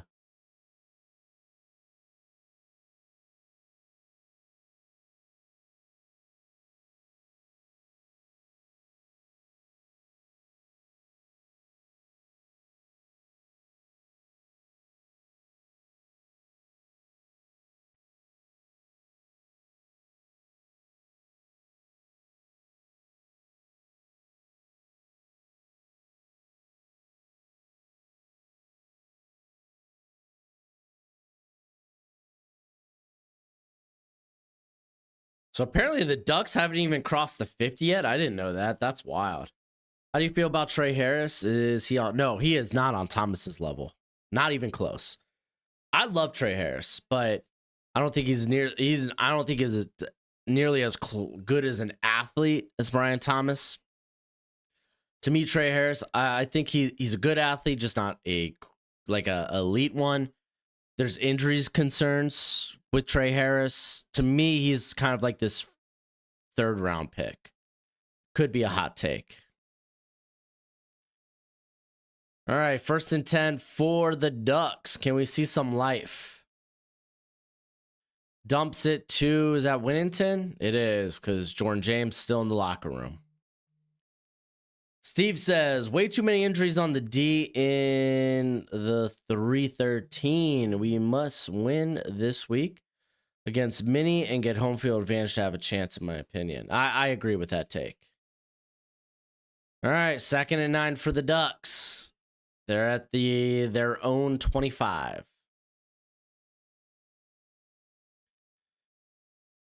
Yeah, Sholo, man, dude. This is a rough outing for the Ducks. It's rough to be a Ducks fan right now. Winnington picks up about 4 yards on the carry. It's going to be a 3rd and 4. Steve, I have a gut feeling that Ben Johnson is going to stay in Detroit. Oh, really, man? I really think he ends up in Dallas or Chicago. Is there a linebacker I should look at for a 4th in San Fran League? What? Can you rephrase that, Lawrence? I don't know what you're trying to say there. Oh my gosh, Brian. Trey Harris is gonna have like a Nico Collins career trajectory. I mean, I think I made that, not comp, but I drew those connections in a few videos this year about Trey Harris. Because that's kind of what that's exactly what Nico Collins was coming out. But for every Nico Collins, there's like 5, 6, 7 guys that end up just being wide receiver 4s or 5s in the NFL, you know? Meko Buka, he's a 1st round wide receiver for me. It is 34-0 Ohio State, fearfully.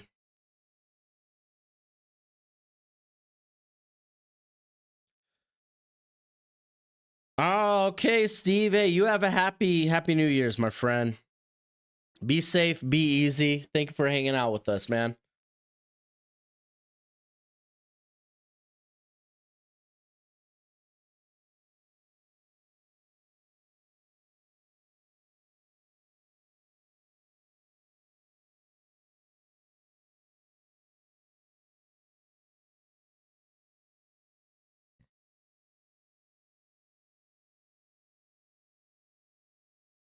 Super flex. I looked at SF and I was like, San Francisco super flex dynasty. Is there a linebacker I can draft in the 4th round? I don't know. I don't play with defensive players. Like the one league I play with, like one individual defensive player, and it's like a redraft league, so I couldn't really tell you. I looked on ESPN, 14 in their first 17. And second is 13. Okay, I don't know what that means.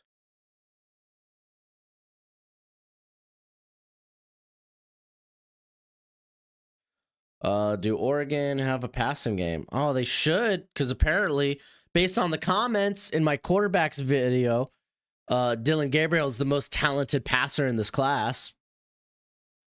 I haven't heard Ben Johnson to Dallas yet. I mean, you got to imagine Dallas. Dude, if you're a Dallas fan and y'all end up and Jerry Jones keeps Mike McCarthy, I would just want to end it there. Like, why go on further? Like, for me, Ben Johnson makes so much sense. Or the return of, oh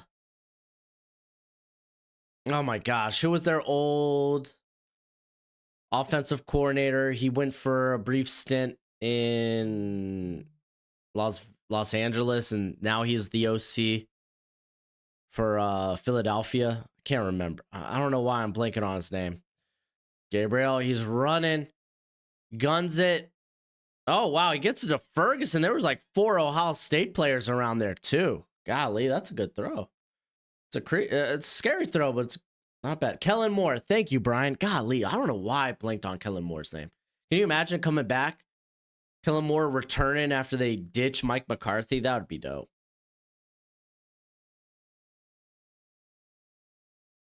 Who do I think's the... Oh, I don't have really a landing spot for Mecca Ibuka. If you need a guy that could work inside and outside, Dylan Gabriel overthrowing Tez, but the coverage was good anyway. It's going to be 2nd and 10. I don't think Dion, I don't think Coach Prime's going to go to the NFL right away. Could be wrong, though.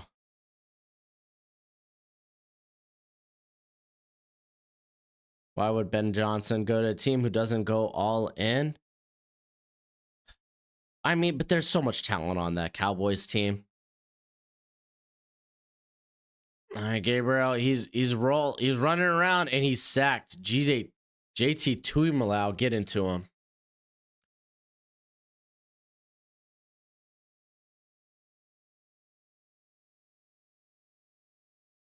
Blake, with Walter Nolan falling in some mock drafts, you're like with mock drafts during the year, you're not really going to get an accurate assessment of where guys are projected to go, because we're people who are making mock drafts right now, we're just kind of talking about some of our favorite players. I think he's going to be a 1st-round pick. I really do. All right, Gabriel going deep again. Wide open is Trayshawn Holden. Breaks 1 tackle. He's at the 30, inside the 25. There we go. Freaking Ducks actually doing something.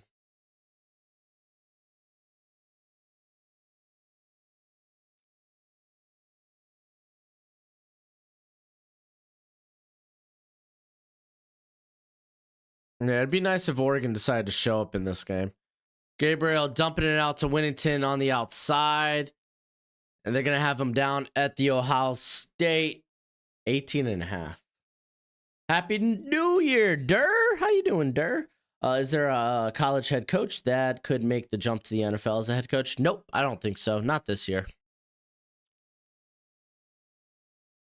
Like, I always think about guys like Matt Campbell and Marcus Freeman, but I'm pretty sure those guys just got extended this year, or just got extensions this year.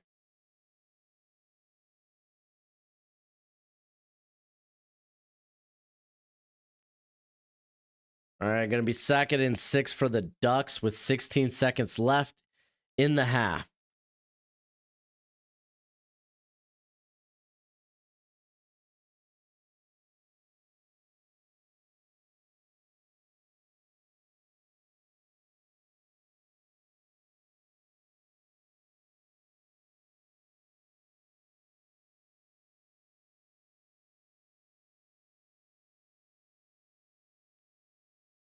Yeah, Oregon didn't show up today.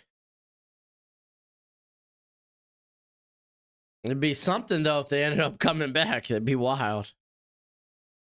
They get the ball at half, too. If you're able to come away with a touchdown, I mean, you can make it a 20-point game. All right, Gabriel rolling out. He's going to tuck it and run out of bounds. He's about a yard short of the 1st down. Down at about the 13.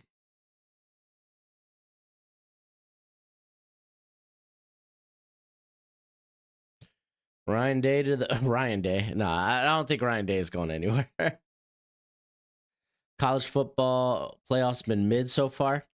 It's been a playoff. Like, it's any professional sports playoffs, there's blowouts and such. But I mean, we had a really good game against Texas and Arizona State. All right, dump off to Winnington, gets them to about the 5-yard line, but there's 2 seconds left. Are you really going to take a field goal here?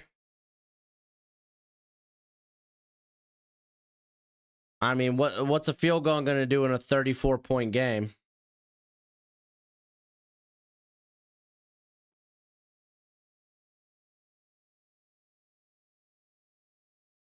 I think Oregon, or I think Georgia and Notre Dame is going to be a good game.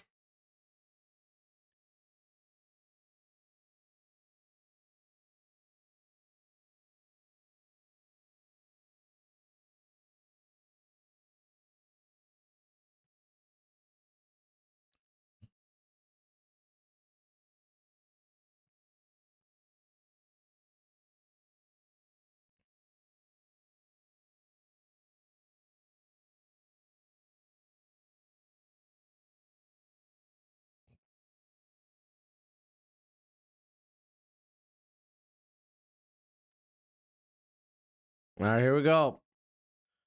First and goal, 3 seconds left in the half. They're going for a touchdown because you're down 34.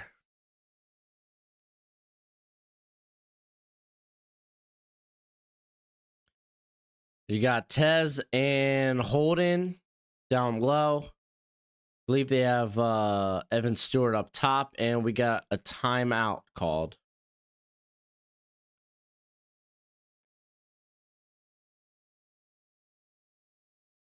Ohio State calling him timeout.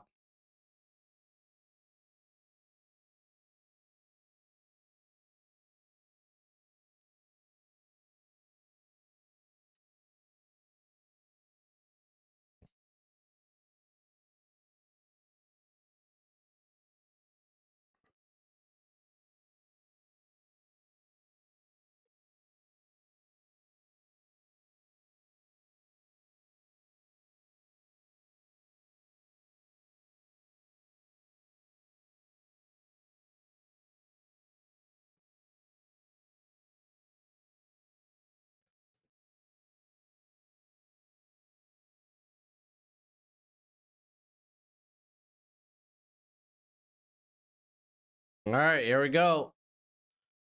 5 yards to get a touchdown. And Gabriel looking around. He's having to get out. Oh, there we go. Trayshawn Holden in the back of the end zone. Touchdown. There we go. There is life in Oregon, baby. There is life in Oregon.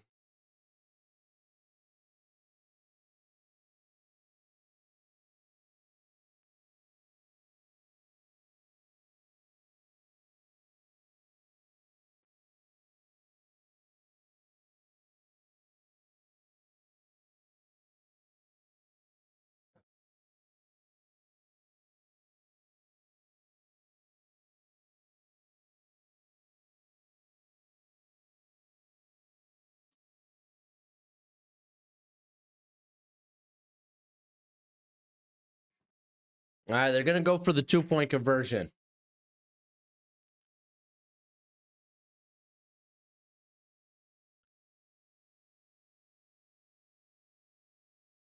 Got Winston in motion. They fake the shovel pass. And Gabriel back of the end zone. There we go. 2-point conversion's good. I don't know who they threw it to there, though. Low. And there it is. 34-8 going into halftime.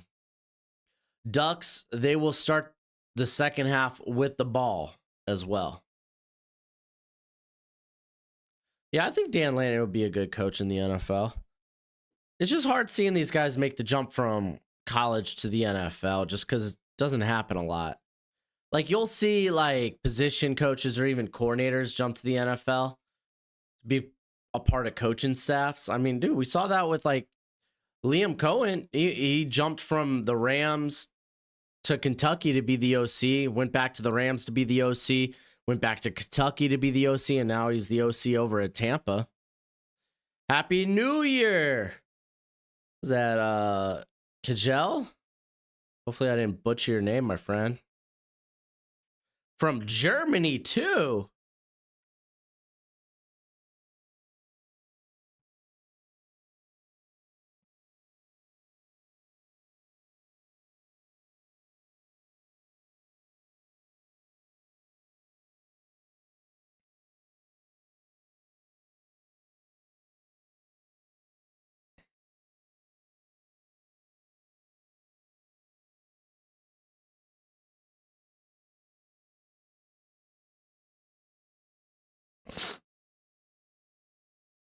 All right. So we got what, a 26-point game going into halftime. Golly.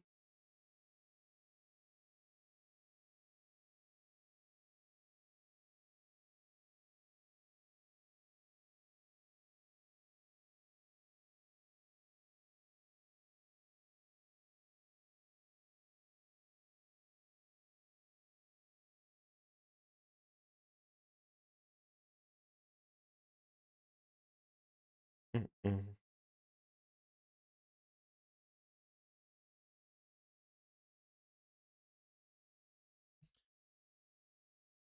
Well, we made it to halftime some way, somehow. Guess we could always talk draft. Well, let me give a shout out to our good friends of the channel, Underdog Fantasy. If you like playing weekly best ball or higher lower on player props, player stats, they got pick'ems. That's probably like their most popular feature. Then check out Underdog Fantasy, man. If you use promo code Broshmo when you sign up, you'll get they will match your first deposit up to $1,000 dues. And again, just because football season's nearing the end doesn't mean that they're done. They literally do all kinds of sports. They do every sport. You could do basketball. You could do even esports. It's kind of nuts. So get in on the action over at Underdog Fantasy. Use the promo code Broshmo when you sign up, and they will match that first deposit up to $1,000 dues. But as always, play responsibly, play within your means. Lawrence, I think college coach should make the NFL jump as a coordinator. Then from there, become an NFL head coach candidate after a few years. Yeah, that's not a bad route.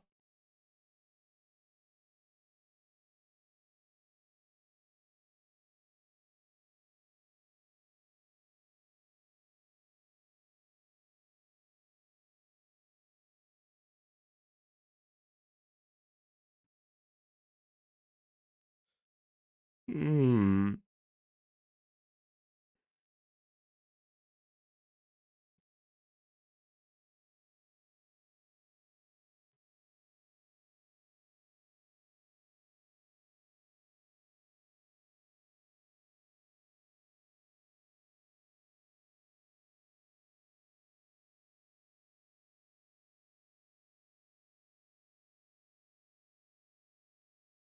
All right. We got Kajel. What position do you think the Seahawks are most likely to draft in the first round? Oh, I mean, they need interior help on the offensive line, but it's really hard to justify drafting a guard or a center early in the in the mid first round. So maybe they could go along the lines of like maybe if they fall in love with a quarterback, maybe there's a quarterback there. Maybe they go after one of the tight ends. It's not like their tight end group is like blowing your socks off.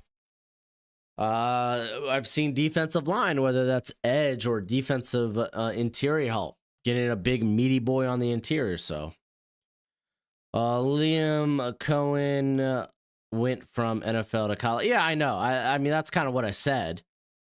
I talked about he was initially a positions coach for the Rams, went to Kentucky to be OC, went to the Rams to be an OC, went back to Kentucky to be the OC, and then landed the OC job for the Buccaneers.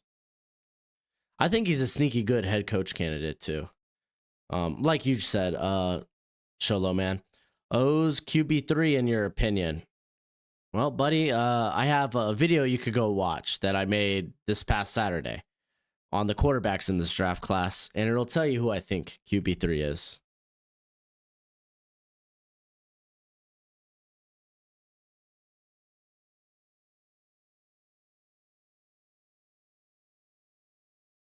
If Smith and Downs were eligible, I think they'd be top 10 picks. I mean, we're probably talking about Smith as like the top pick in this class. That's kind of where we'd be at. If you haven't already, please hit that thumbs up. It's always much appreciated, much obliged.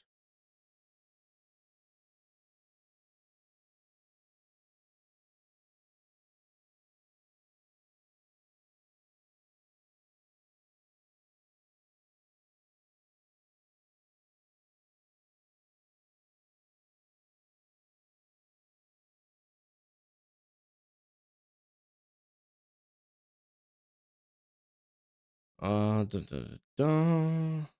Running back class is loaded. Yeah, it is.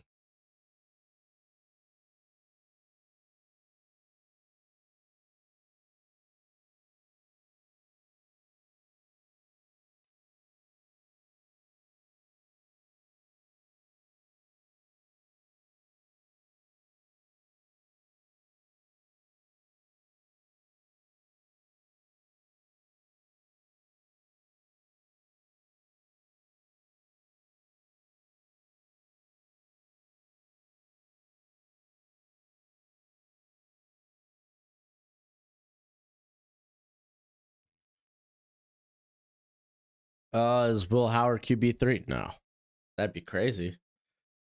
Be fun though. How would you go about the Steelers QB position? I would just bring back Russell Wilson. Like I wouldn't want to be in this quarterback class. Bring back Wilson for a low price because it's not like he's done a lot to really garner a big offer. Maybe you draft a guy in the third round in this class if you really want to bring in a quarterback. But I would probably be like, you know what? The 2026, 2027 classes should be better. Quinshon Judkins or Travion Henderson, who's better? This year it's been Henderson. I do think Judkins probably brings more to the table, but there's no denying Henderson's been freaking fantastic.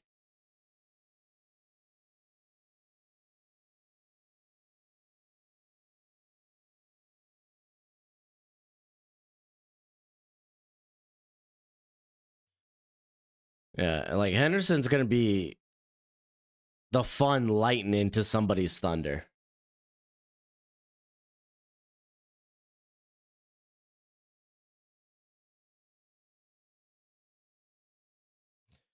Dynasty pushing his chips in 2027 for Ryan Williams, Jeremiah Smith, Lagway, Raiola, TJ Moore. Crazy draft. Dude, yeah.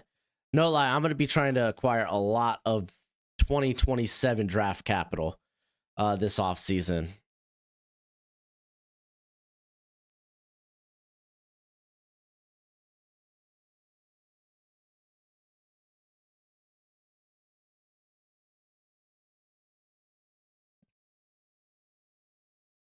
What do you think about corner? Oh, corner's interesting, but I feel like the secondary play for the Seahawks has been good.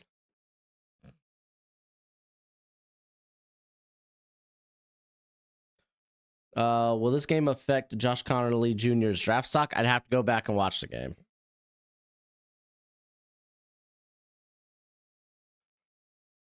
Like when I'm just casually watching a game, like the trenches are kind of tough to keep up with.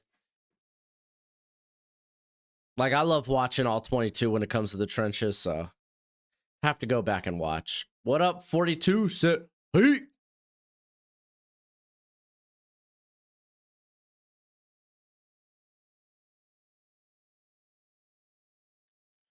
Bro, I want to be in a dynasty league. Sadly, I am not. Dude, being in a dynasty league's fun as heck, dude. It's fun as heck.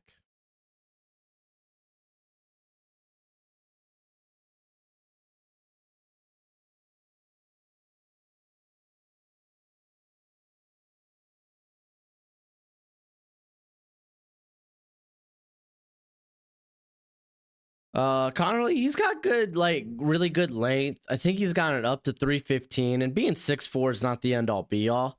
Typically, you like to have your tackles 6'6", 6'5", but 6'4" is not the end all be all. I'm more worried about his play strength, but I mean, even with that, it's like you'd rather have that be on a tackle than kick him in and move him inside, you know?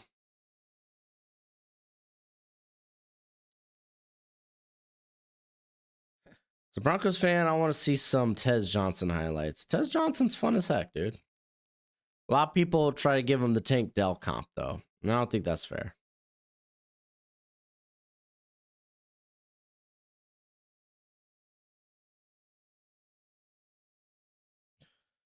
No.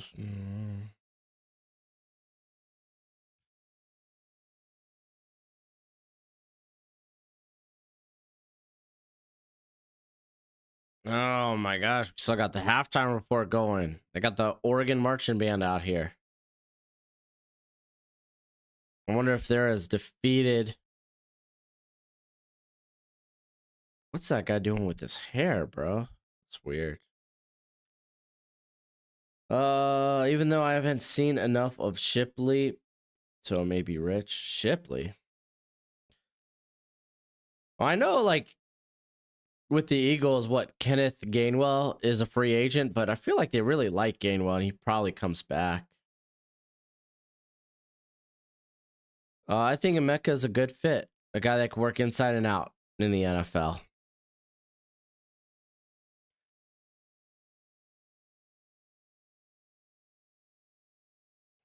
Honestly, I want to get Dijon off of returns. Not gonna lie. Yeah, that's not a bad idea. It's had a few. It's taken a few nasty hits and had some unnecessary muffs.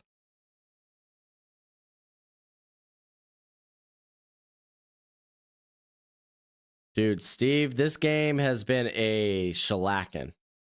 Ohio State's been unstoppable both offensively and defensively. Damian Martinez, yeah. Dude, this draft class for running back is studded. Like, I was going through it, and I'm having a tough time, like, once I get to, like, who I want fifth on my list of who to put there. There's, like, just so many good players. Yeah, you would think Brian Anaya Smith, like, returning is one of his best aspects.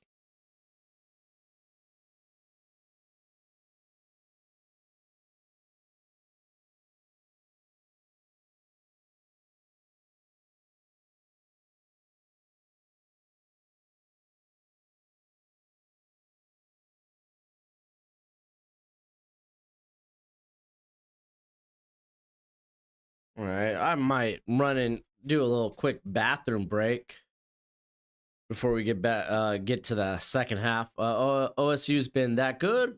No, they've been that good, dude. It's not Oregon's overhyped. They're a good team. Ohio State has been unstoppable. Oh, Knicks would never.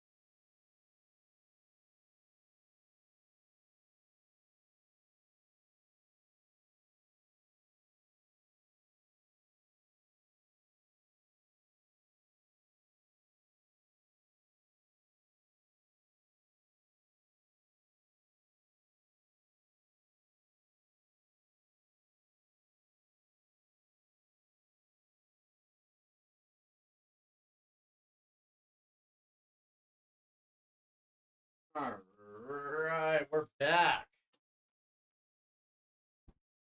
Oh, shucks. And my first thing I do is smack the stinking mic. All right, let's get back. Some of the people in the chat. We got a Brandon. Wow, I walk away and didn't see Oregon score before the half. Yep. Eagles need Scatterboo and what was it? Rondé Gadsden for Syracuse. He's fun. Oh, I love Mike Green, man. Karen, Mike Green is my dude. Stinking love him. All right, can we get done with this halftime show? Checking in. Dude, yeah, I know, Francisco. I'm feeling good about my college football bets. I hit on Penn State minus 9.5. I hit on the over in Arizona State, Texas at 51.5, and took Ohio State minus 2.5, and looks like I probably could have bet them up. Now I just need tomorrow night Notre Dame to. I put Notre Dame money line, and I go a perfect 4 for 4.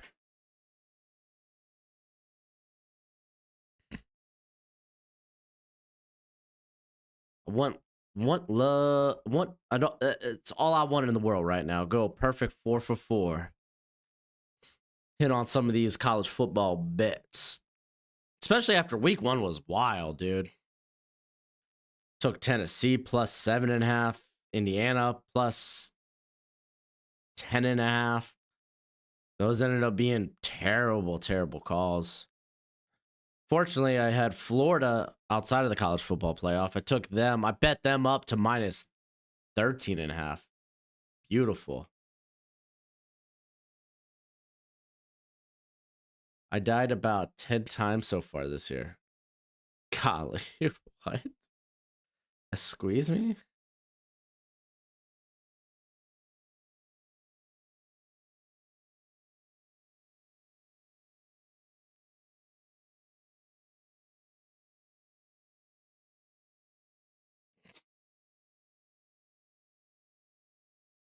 All right. They're back on the field. Finally. Finally.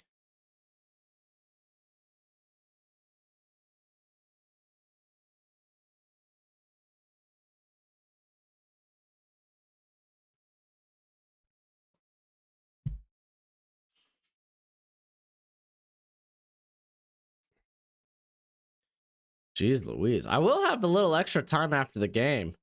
Now, since we're not, unfortunately, obviously, because of unfortunate circumstances, Notre Dame, Georgia got pushed back till tomorrow. But I'll have some time to work on the draft guide tonight. I've been trying to put in all those stinking analytics for this year. Why would I be off the Genty train? Because he had an okay game against Penn State, who has a phenomenal defensive line. Genty, who had like no room to work with for much of the game. A guy that we already knew occasionally would fumble the ball on second effort. I mean, dude, he has all of 4 fumbles this year on 375 snaps. Like, I'm not worried about just, again, the big play ability with Genty. I ain't worried about it. Nothing has changed when it comes to Ashton Genty for me.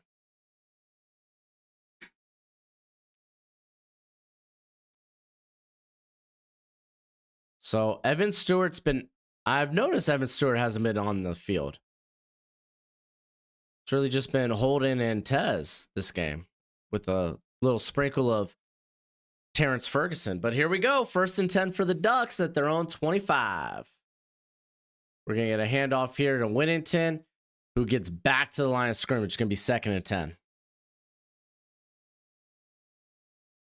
I've just seen everyone jumping off and calling him a fraud. Why? That makes no sense to me. Oh, he's a fraud. You're telling me the best player on Boise State, who's running behind a solid group of 5 line. Got bodied by one of the best defensive lines in football. Still averaged 4 yards per carry. Oh, like, I don't get that. Those are like bandwagon, don't really watch the tape. And there goes Dylan Gabriel down for a sack. That was Jack Sawyer. Golly, Buckeye pass rush has been fierce.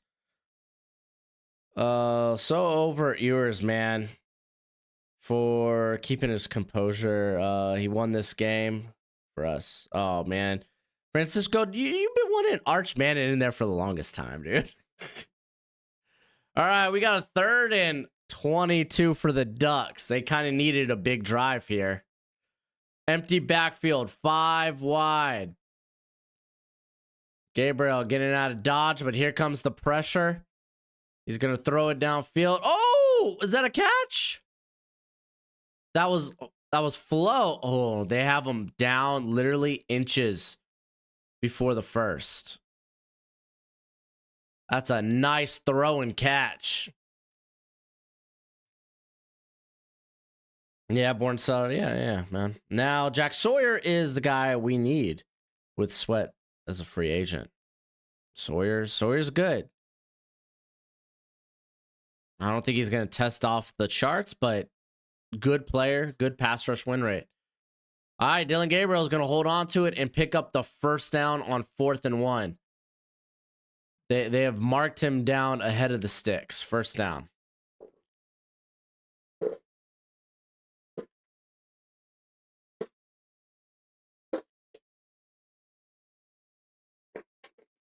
Oh, dude. All right, if any of y'all wondering about these farting sounds, I got a little stress ball here. And I've just been like squeezing it and making the fart noise. I don't want y'all to think I'm doing flatulence on the stream. All right, they dump off. Terrence Ferguson, nice little drag route. Dude, Ferguson also going to be at the Senior Bowl.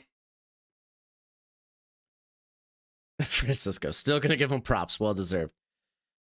Yeah, I mean, to be fair, dude, that offense didn't come alive until overtime.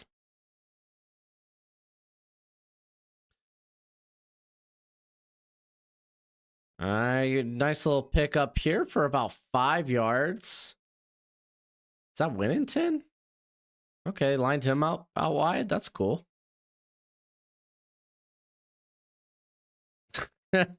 Francisco.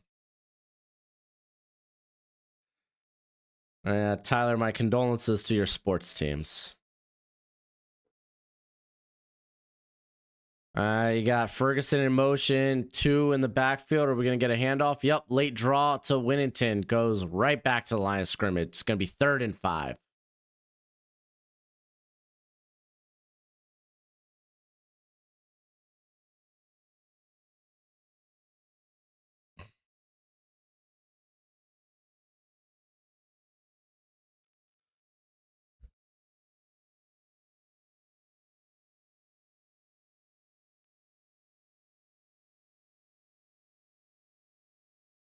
All right, here comes 3rd and 5. Got Tez in motion. Looks like they got downs on Tez. He's going over the middle to Trayshawn, who caught it. Holden having a good game.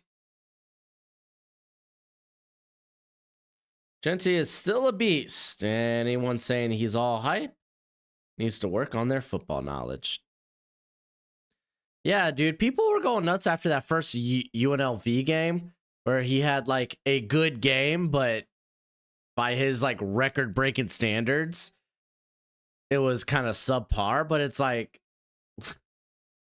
dude was still averaging in that Penn State game 4 yards per carry. All right, you got Dylan Gabriel rolling out, and he finds Ferguson, who's inside the 5. There is life in the Ducks. This game is over. Not so fast, my friend. Thank you so much. Is there rice? Okay.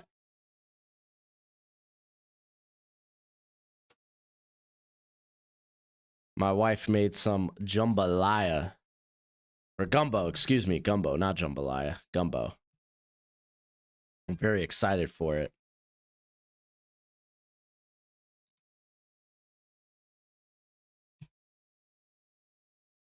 All right, we got a handoff here to not familiar with number 27. This is Jaden Limmer.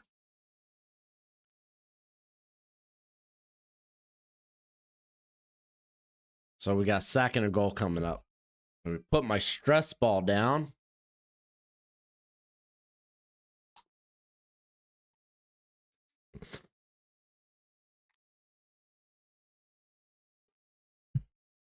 We're going to get a Ducks touchdown here.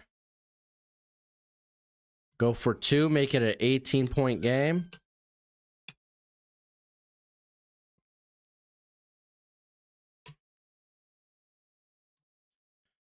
I got Ferguson out wide, up top, and there's a flag. Delay a game? Or did they call a timeout? Nope. Ducks timeout. Oh, I will enjoy my meal. Thank you very much. Golden stock has to have gone up, right? You would think, dude. I've been trying to hype up Matthew Golden for like last month. To be fair, I gotta give credit where credit is due. Stinking Alex from Hail Mary Sports, he was the first one on Golden, dude. He absolutely loved Golden coming into the year.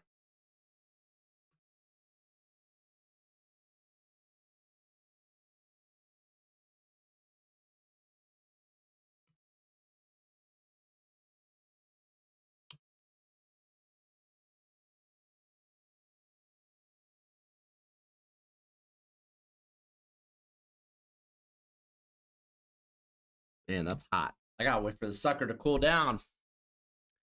Hot tamale, man. All right, man. Touchdown, and we got some life in the Ducks. They can bring this to an 18-point game. Still 3-score game, but still. Bonin as maybe a Turpin type guy at the next level. Oh, absolutely. Like Silas Bolden is gonna be drafted based on his return ability. That makes him draftable. It's gonna be a day. He's still a day 3 guy, but still.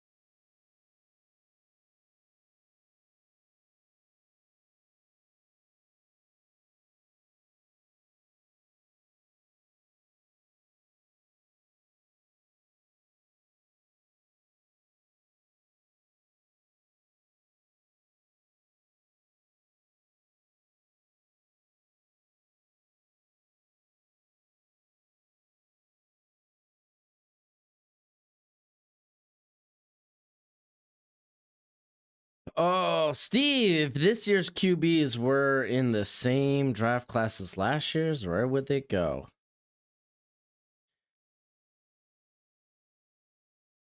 They'd probably be like quarterback 5. Yeah. Because I like, for me, like, what, I had JJ as a late first. I was never big on the Michael Penix train. I think he was either in my top 40 or top 50. But I did like Bo Nix as a top 20 quarterback. I think they would be in the I really do believe they would be somewhere in that McCarthy realm. That's why you had teams wanting to get a quarterback last year. And teams like the Raiders and the Giants who missed out on it, kind of sucks. They handed it off to Winnington, and they signaled touchdown.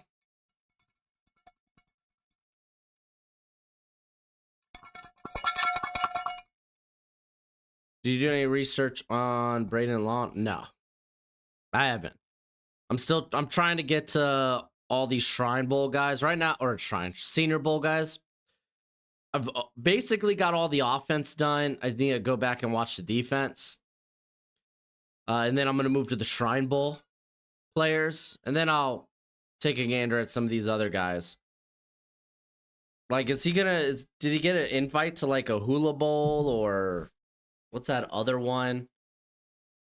It's like the CSV Bowl or something. So they're going for the point after rather than 2. And now it's a 19-point game. Averaging 4 yards against the top defense. That was stacking the box. Dude, yeah, right? Genty didn't have, like, wasn't a good game, like, great game. He had those 2 fumbles. They were both second effort fumbles, which it's hard to hate, but yeah.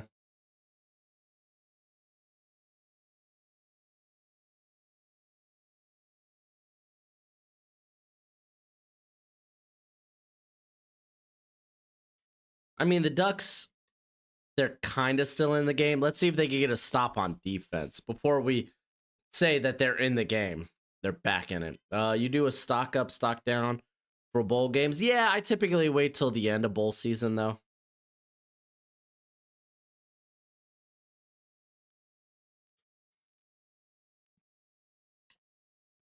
Oh, this is good.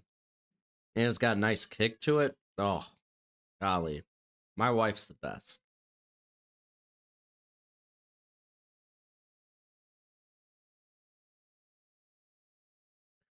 So dang hot, though. Not like spicy, but like temperature wise, man.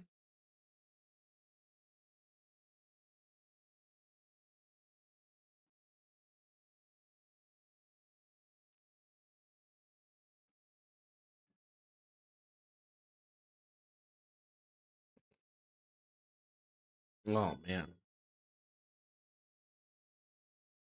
My wife made like a gumbo, so it's got like sausage and chicken, rice. I think she put like cut up peppers in here too. So good. So good.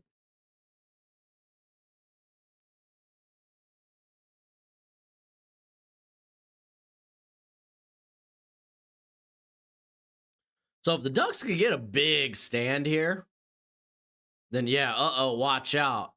They can make it a 2-score game. But that's asking a lot, man. Ohio State's offense has been pretty unstoppable.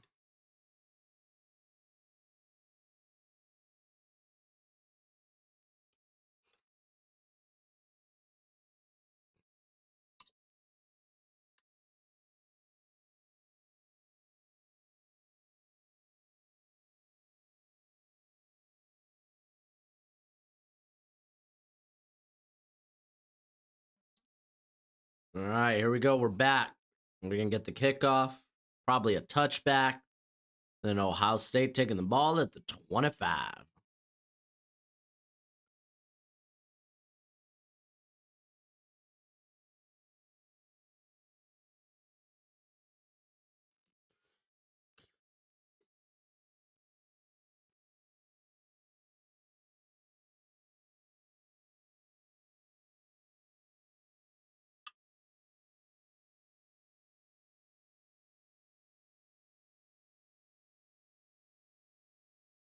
All right, here we go. Here comes the kickoff.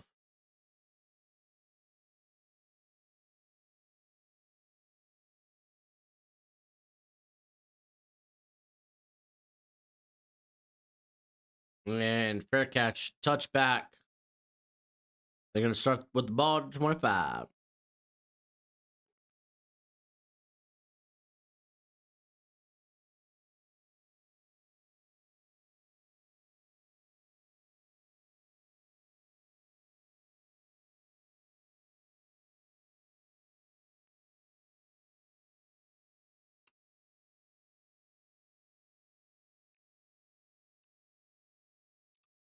All right, there we go. 1st and 10. Coming out in shotgun, you got Jeremiah Smith down below, and it's Travion Henderson. And they're going to hand it off to him.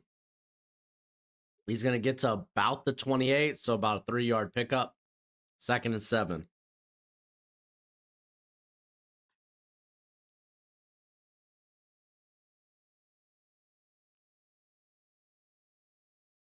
I feel like Oregon's D misses a stud to make a big play in games like this. Yeah, their secondary.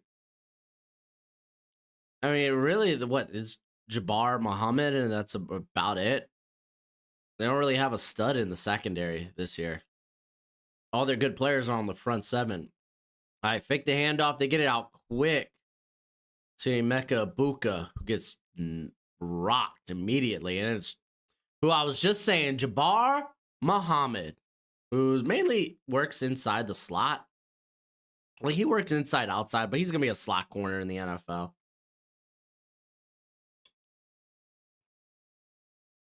Happy New Year's, Bradley. Congratulations on your win against Michigan. I joke. Hey, the Hurricanes lost to the Iowa State, so I feel you. Empty backfield for Will Howard. He's stepping back. Here comes the pressure. That's Derek Harmon. And ends up going over the head of, I believe that was Emeka Ibuka. And the Ducks get a 3 and out. Let's go. We might have a game.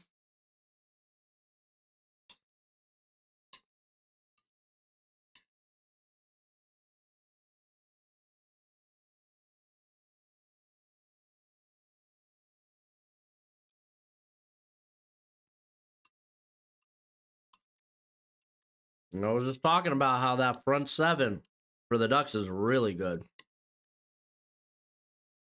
All right, Ducks are going to get the ball at their own 25.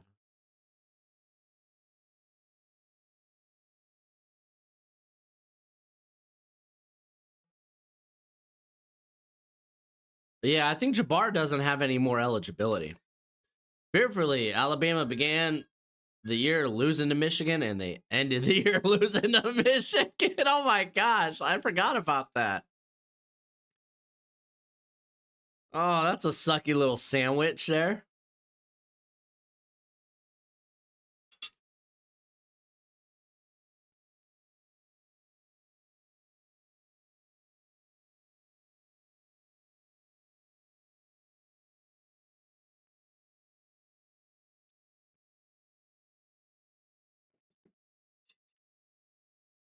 Yeah, they actually got to stop, dude. Derek Harmon, he's been actually eating in this game. He's made some plays. Yeah, Jordan Birch makes some plays early. They've really been let down by the coverage, dude. Jeremiah Smith has just been eating. Yeah, Harmon, that's why he's a first rounder, man. He was that guy that kind of came out of nowhere. I think for a lot of people, he was more of like a late day 3 pick coming into the year, being kind of a run stuffer from Michigan State.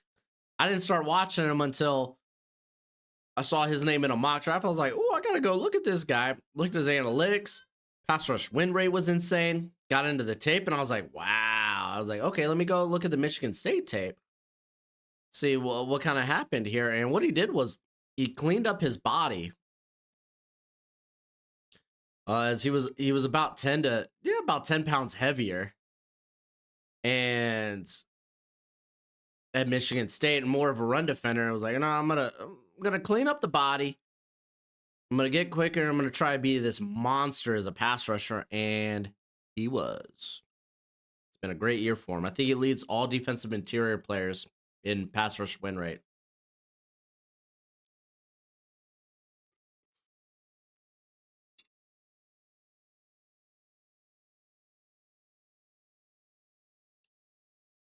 Texas A&M getting players in the portal. That's what I've seen. They picked up a receiver. And I was kind of like, ooh. Can't remember who off the top of my head.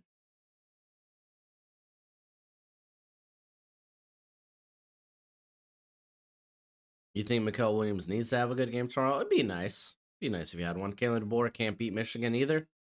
I mean, Nick Saban didn't earlier last year. So that's something him and Saban have in common, man. They both lost to Michigan in 2024.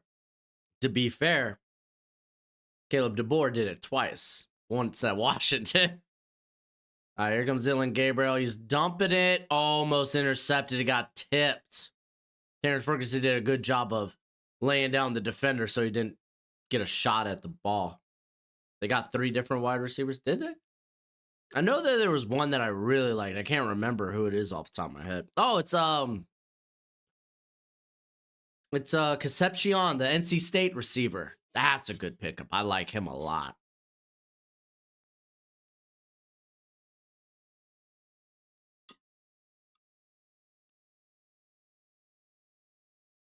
Like Gabriel stepping back. He's having to vacate. Here comes Sawyer, and he gets sacked.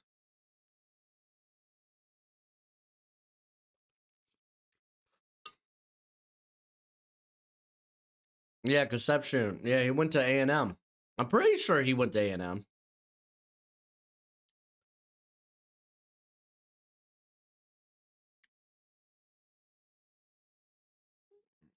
Those are solid rankings there, Jeff.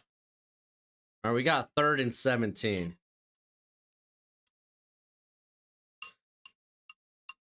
Now, they did not convert, but they made it like a 4th and short, I believe, on 3rd and long last drive. So you got empty backfield. Gabriel's stepping up and can't make the guy miss. Who is that? Cody Simon coming in with the sack. Basically, quarterback spied him, waited for him to break the pocket.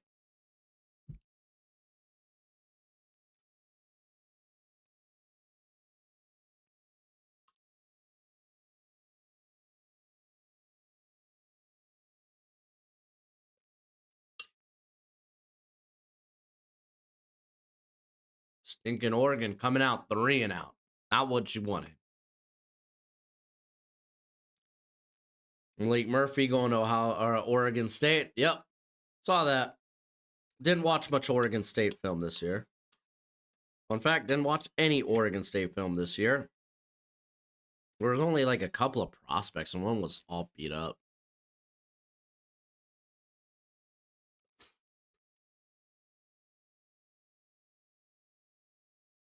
I mean, they lost so many guys from last year. After Jonathan Smith took the Michigan State head coaching job.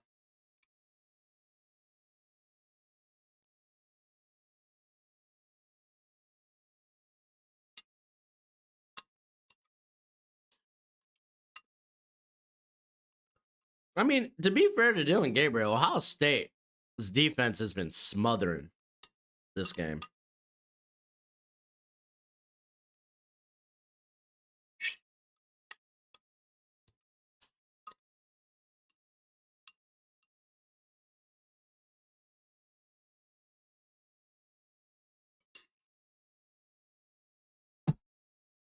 Yeah, North Carolina has become really interesting with Bill Belichick there.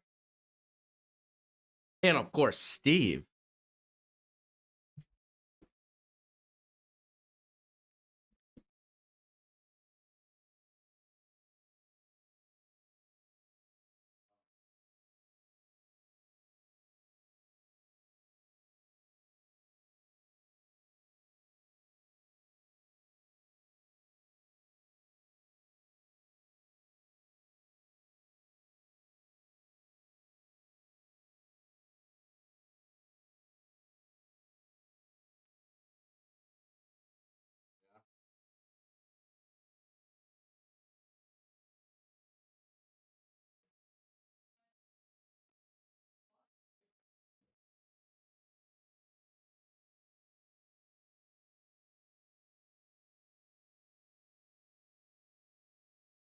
Hey, buddy. Hi, guys.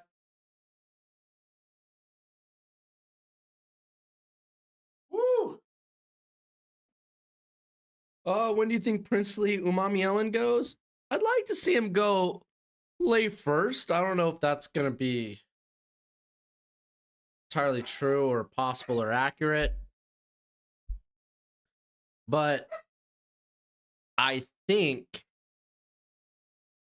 he probably goes early to mid second if I had to bet on it.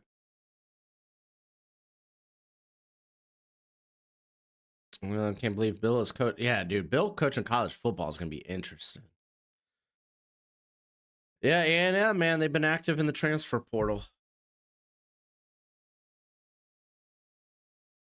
Got Connor Wegman going to Houston. Ugh.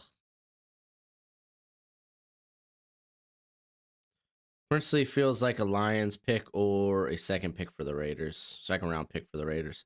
I could see that. All right, here comes Ohio State. Gets it out to Henderson. Picks up about a yard.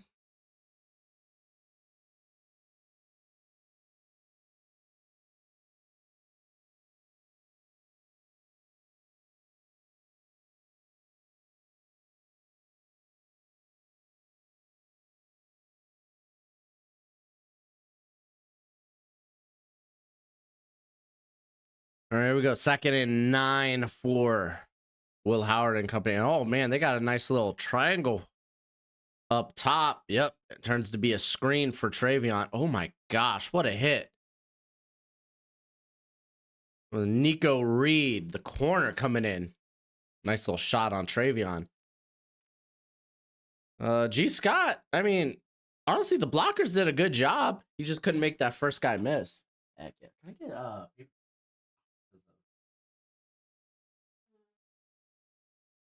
Right, you're good. Is this like? Yeah, I'll ask you when you get back. Horton from Miami. Oh yeah, Horton's going to Bama. I saw that. Hi, buddy.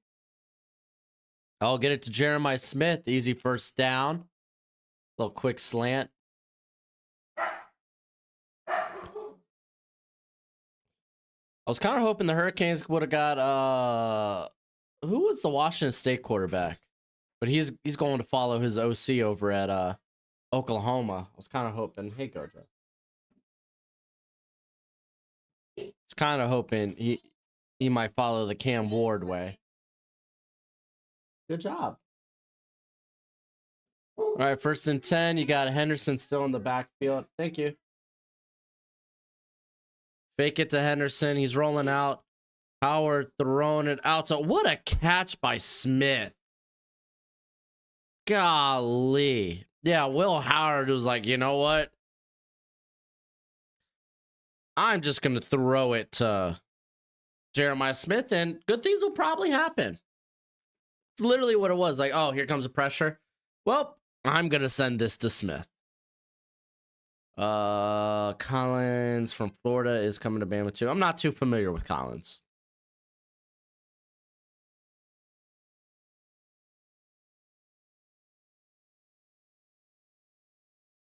All right, 1st and 10. They're at the Oregon 28, so they're really driving. We're going to get a handoff. I believe that's Judkins, who's got some space, got some room. He's out at the 20, and boy, there's a face mask if I ever saw it. Golly.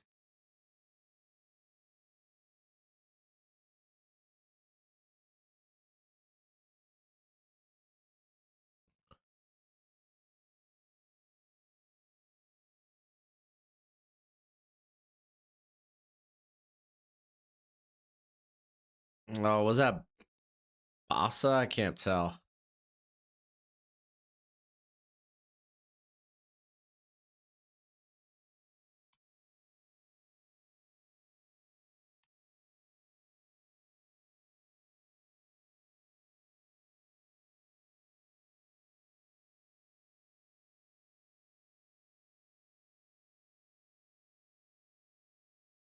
Jeremiah, oh, dude, absolutely. Jeremiah Smith's looking like wide receiver 1 in 2027.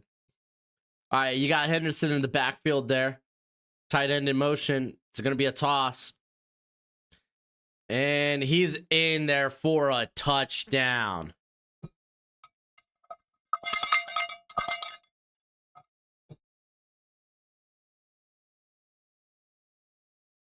Did the Hurricanes get CJ Daniels? I'm not too excited about that. He's like a fine receiver, but he's not like a number one.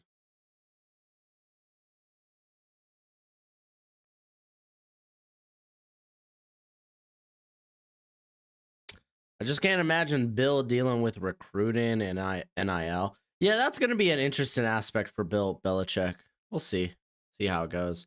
But I mean, just being Bill Belichick, I gotta imagine you're gonna have an easier job with recruiting than some other people, just because of your name value.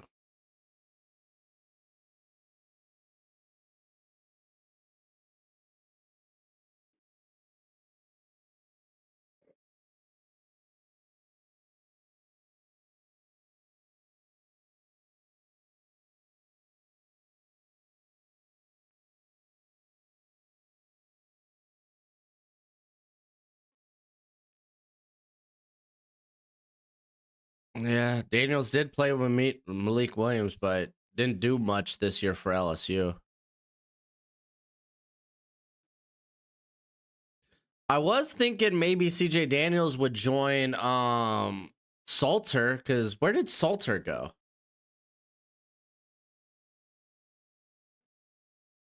Did he go to Auburn? I feel like no, because isn't that where the Oklahoma quarterback went? Jackson Arnold.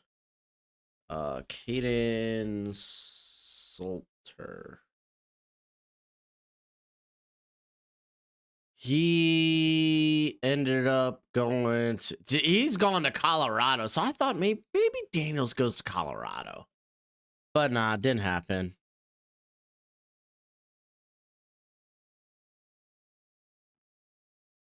All right, back to a 26-point game.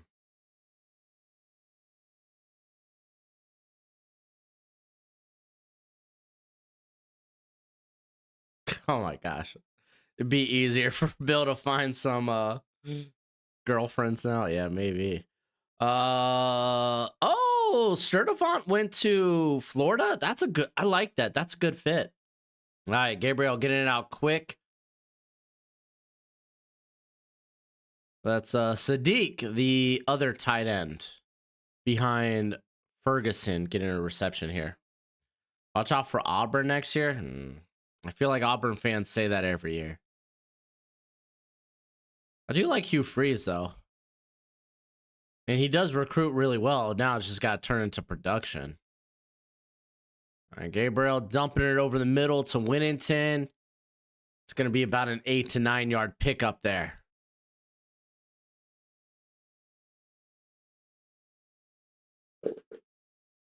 All right. If you were the tight ends, would you draft Shadura at 2 or find a veteran quarterback next year? I'd probably try to trade out. Like, I don't know. I don't think I want any part of this quarterback class. I know must be willing to be like, hey, let's just send it with Will Levis for another year and see what happens. Oh, if we end up crappy, cool. I'm a new head coach and I'm only in my second year. I should have a little bit of a leash and I should be allowed to be like, hey, I can't develop this guy. He's not the guy. Can I go out and find my guy and have a little bit of room to breathe, at least for another 2 years after drafting your guy? I don't know. Oh, here comes the pressure. And it's Cody. No, that's Latham Lathan Ransom. There we go. With the sack. Came in with pressure. I thought it was Cody Simon.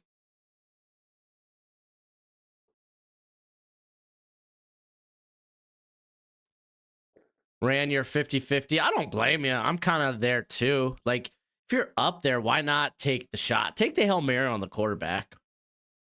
Why not? So another punt here by Oregon. Or is it?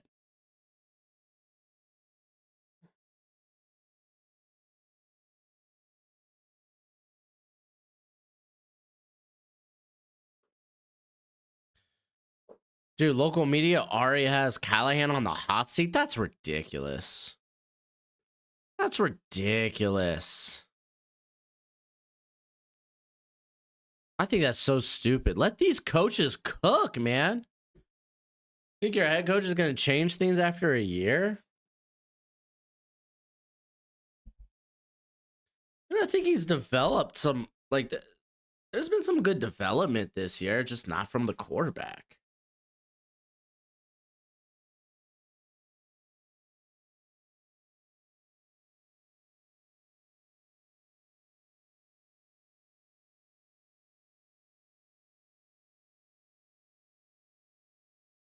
All right, 1st and 10.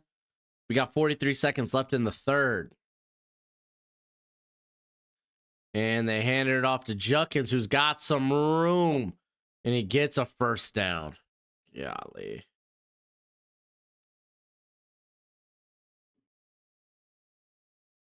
There is a penalty.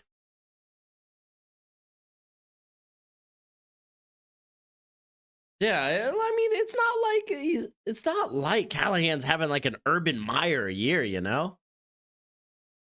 All right, so they call Holden on Ohio State, so that play's coming back.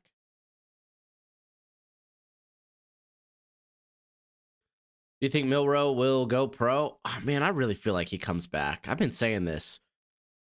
I could see him going pro just because of the state of the quarterback class, but I really feel like he returns. Where do you think Judkins and Henderson get drafted? I think they're both 2nd-round picks.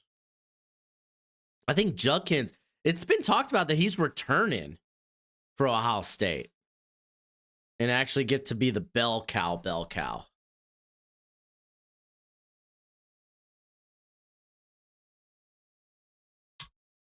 And maybe part of that is his NIL deal too.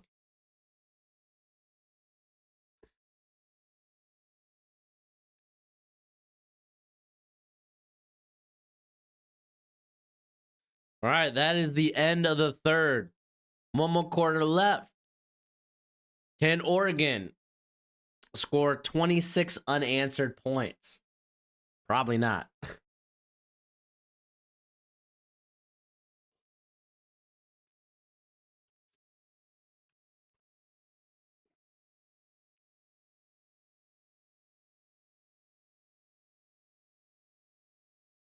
Man, I will say this.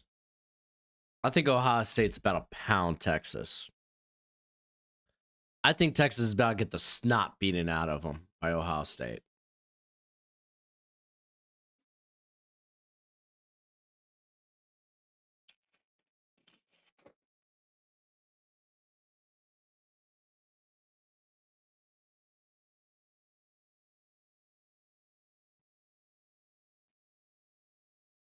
Watch us. I get fixing the pass rush for the Titans, but I think you probably do that through free agency with proven veterans.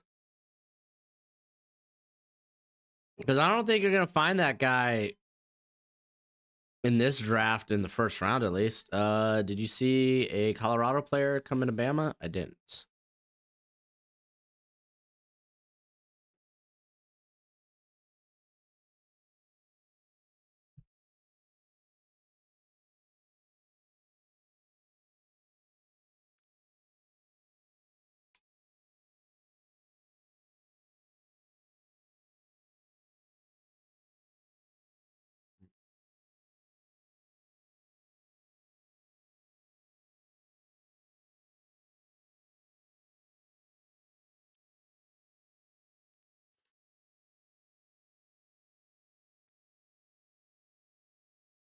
Oh, man, it's so good.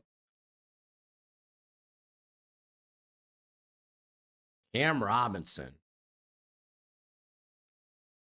That's kind of a that's kind of a Callahan type of tackle.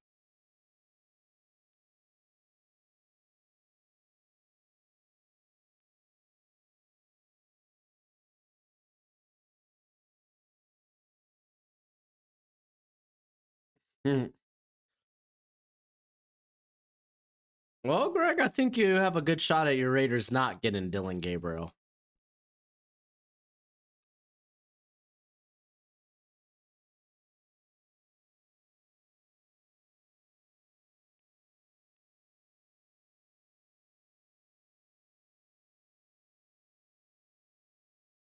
Bradley, I'm eating some gumbo that my wife put together.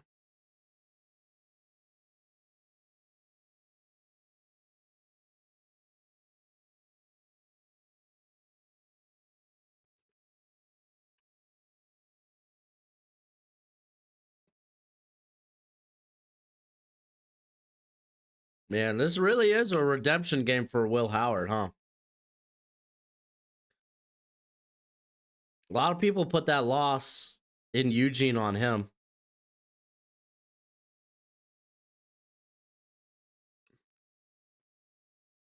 All right, 2nd and 15. And we will start the 4th quarter. Hand off to Judkins. Picks up about 4. Oh, Greg, I like that. That's a good joke. I'm always a fan of a good mom joke.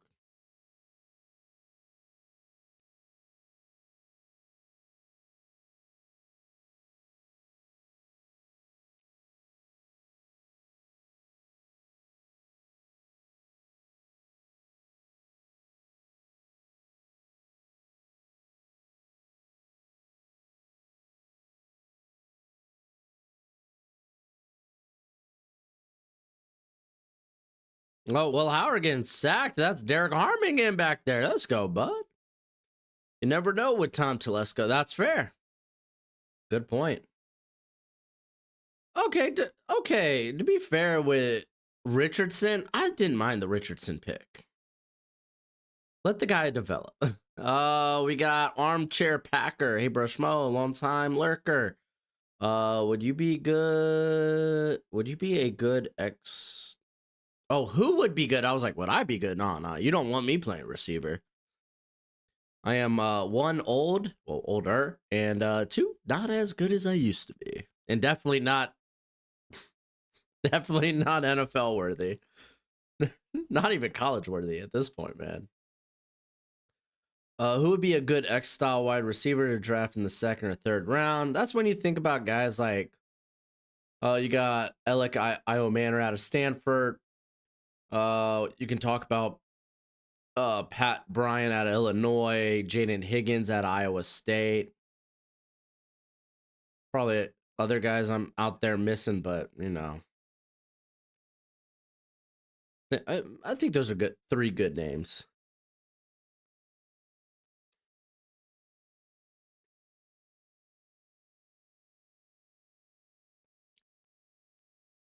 Oh man, Derek Harmon, his draft stock has already risen.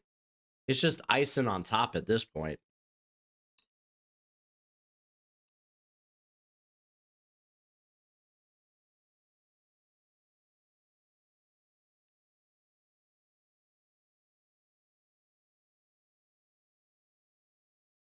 Easy breezy, Armchair Packer.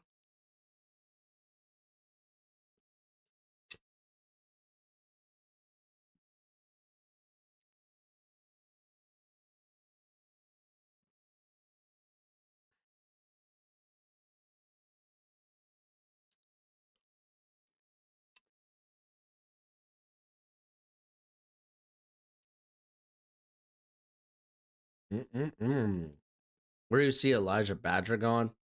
He's low-key nice. I love Badger. I guarantee you I'll be higher on Badger than most people. I would be willing to take him probably in like the early day 3. I think he probably goes late day 3. Because I just don't see a lot of people talk about Badger. I really liked Badger coming out of Arizona State. And he honestly, after Eugene Wilson went down, really turned it on for Florida. Had a good year.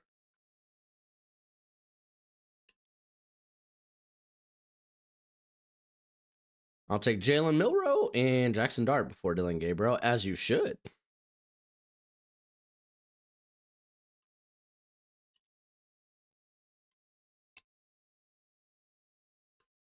Walter Nolan or Derek Harmon, in your opinion? Golly, dude, that's such a toss-up. I don't think you could go wrong with either. Greg, you're starting to like Jackson Dart? I've been on the Jackson Dart train for like 2 years now. I don't think he's a first rounder, but if I'm on day 2, man, I'd consider him just because he's such a great competitor. I'm sure he's a great locker room guy.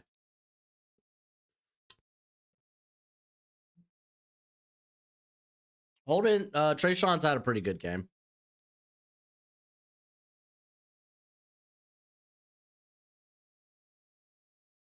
Sholo, man, I guess for me, he's in the Baker range. I think for a lot of people, he's probably a late day 3. They probably look at him as a slot receiver, and that could be a dime a dozen. We got a trick play going on, and they're throwing it away. Throw away trick play.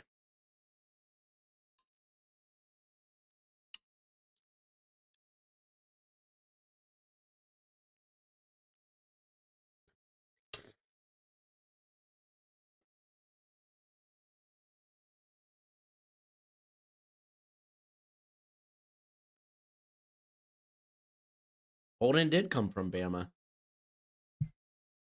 Another guy that's going to be drafted relatively early, maybe like 3rd, 4th, 5th round, Jacoby Brooks, Bama.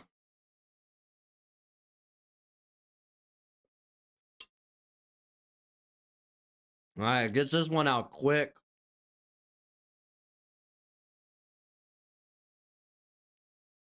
Picks up a few yards, goes Bryant's way.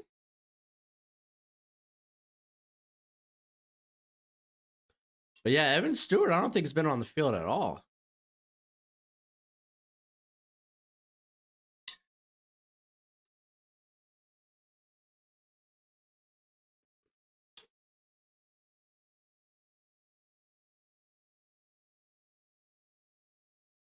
And gets it to Ferguson for a first down. Down about the Ohio State 35.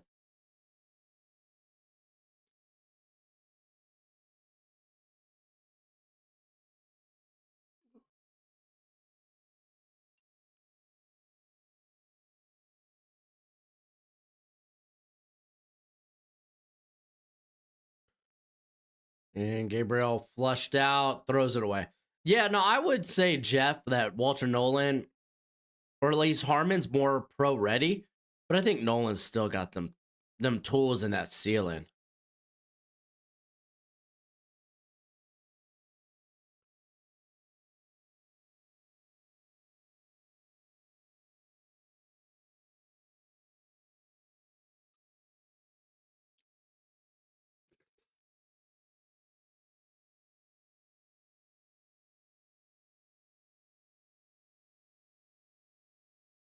I fake the handoff, quick screen. That's out to Holden. No, he's down. That ain't a fumble. It's going to be about a 3rd and 3, maybe a 3rd and 2.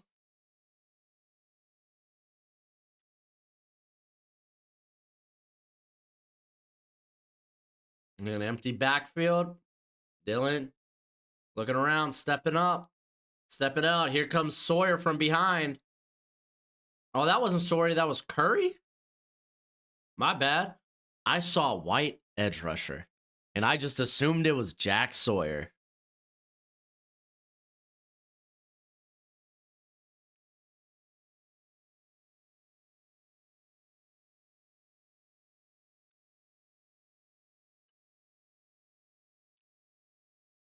Well, Dylan did have a guy breaking in the end zone coming across, but he just didn't have the time to get the ball out.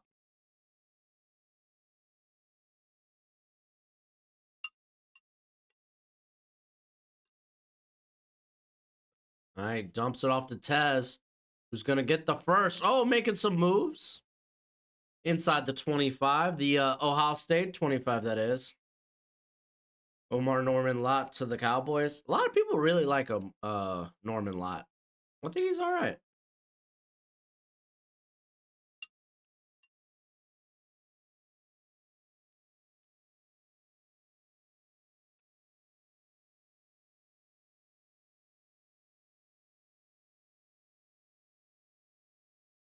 All right, 1st and 10. 10.5 left in the game. Oh, man. Bounces off Flo's hands. I think that was Flo. No, that was Winnington.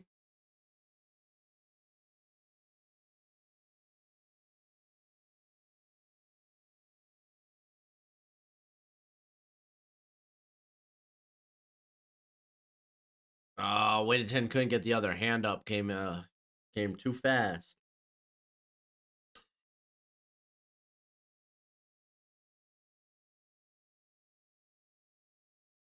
And Dylan trying to escape, and he does. Oh, he pitches it to Whittington. Oh, they get inside the 10. What a pitch. That was a good play, Dylan Gabriel. Heck yeah.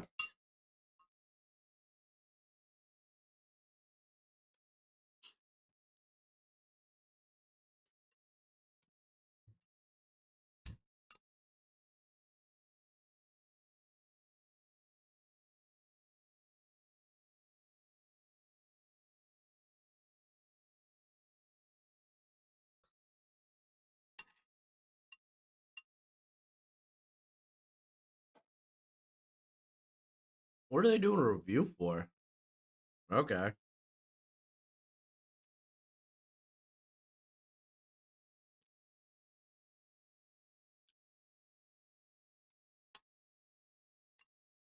Lateral looked good to me.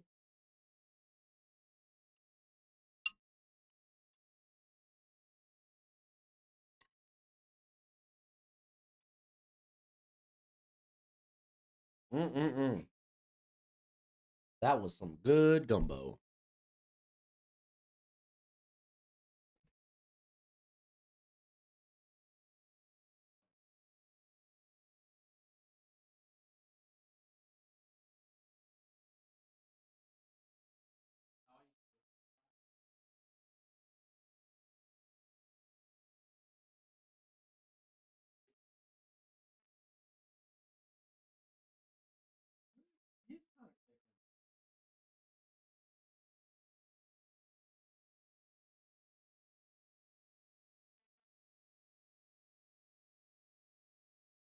Not completely.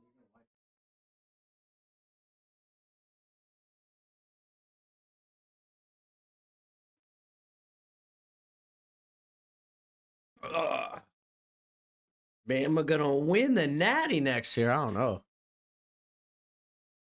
Depends how many people they could return.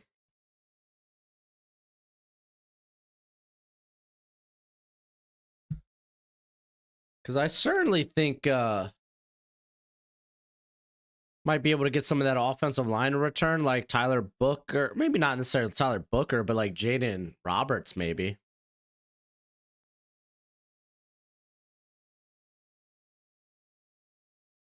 But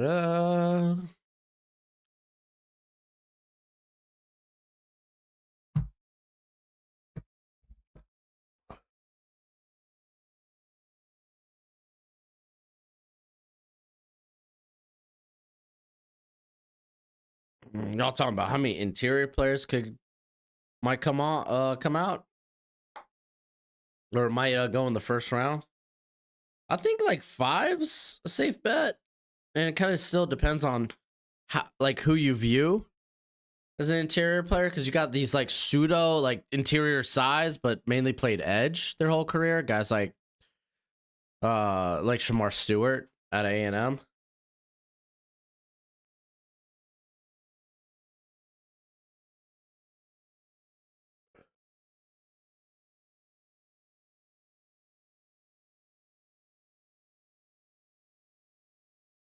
The lateral went forward? How?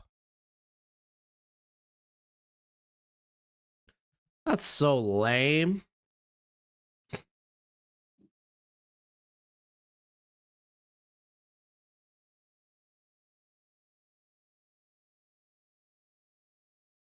All right, here comes the pressure. Gabriel got to get it out. Over the top, and there it is. That's Holden. There we go. Holden continues to have a big game. That's a touchdown. Stewart's why you're debating between 5 and 6. Yeah, Stewart, again, it depends on what you qualify Stewart as, you know.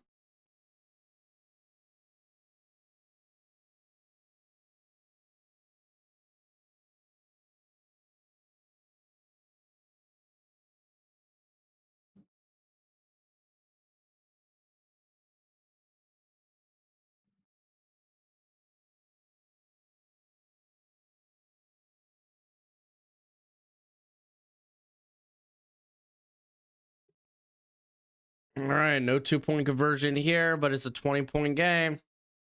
10 minutes left.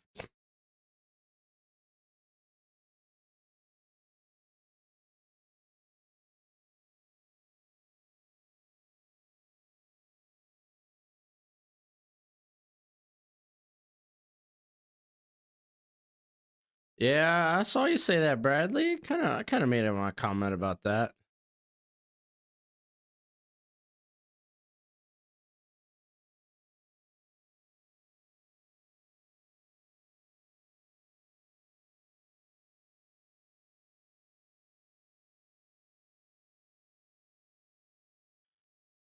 So I wonder if they're gonna start going for onside kicks.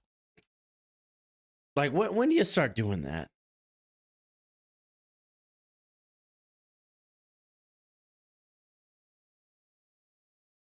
Okay, they're lining up now for the onside kick.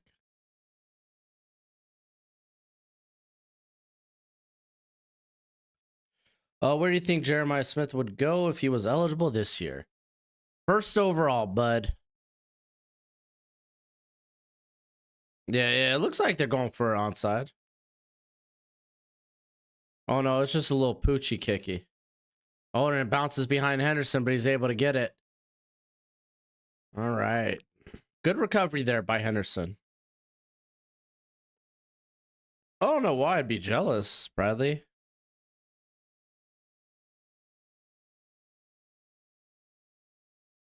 I'm about to win next year like they did this year and last year. Okay.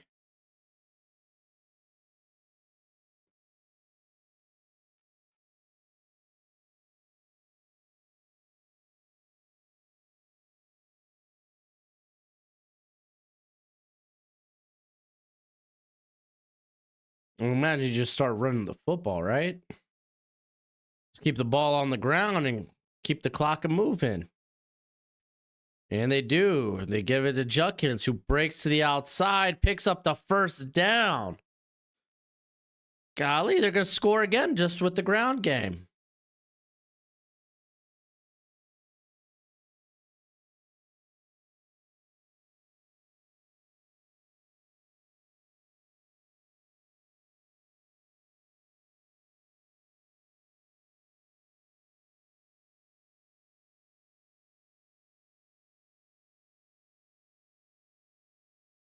Oregon has negative 16 rushing yards. That's wild.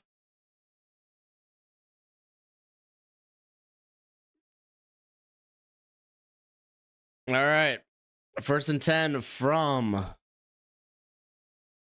the Ohio State 33. Handoff to Judkins again, I believe. Picks up maybe a yard. And now we're just going to tick that ball. Tick that clock away. Keep running the football. 2nd and 9.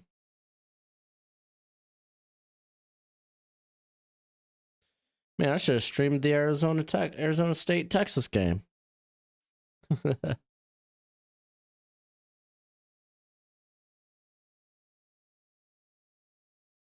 People are still gonna find a way to hate Ryan Day. I best believe it, probably. And they do a little toss to Henderson, who's gonna pick up the first down, gets out across midfield as well. Dude, Henderson's been nice this year. He finally looks just fully healthy running.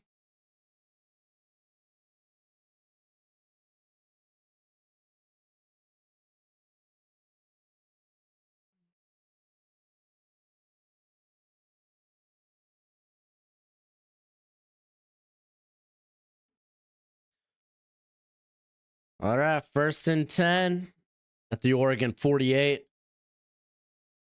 You got 3 up top with the inside man being Scott, who's in motion.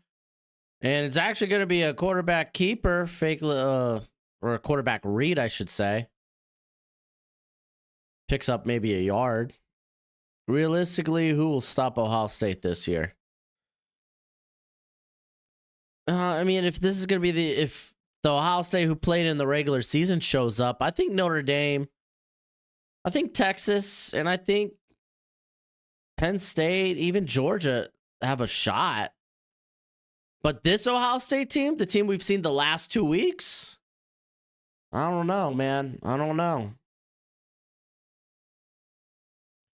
All right, Tate in motion. They're going to hand it off to Judkins. Makes the first guy miss. Gets about 2 yards. It's going to be 3rd and 9.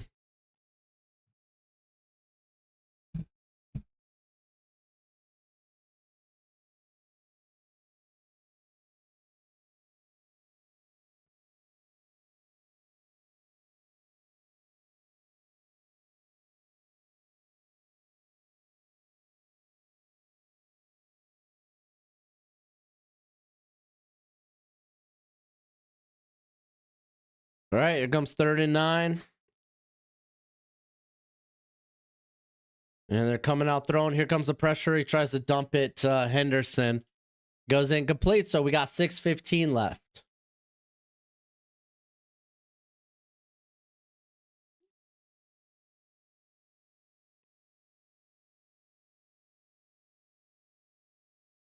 Broshmo getting hot. I'm not. Physically, yes, I am quite hot after that gumbo was actually quite hot. Temperature wise, so it's got the body temperature up a little bit. So I'm a little warm. Wearing this hoodie and all, but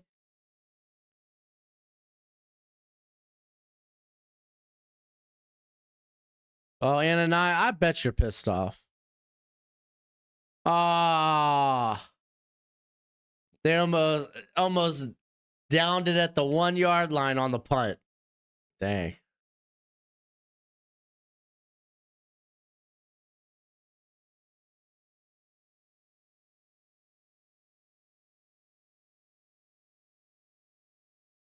Yeah, that's kind of rough, Ananiah, man.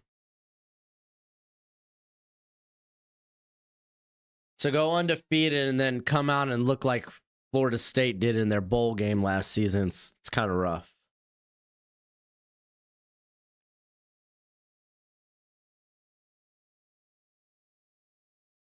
Dude, to be fair, man,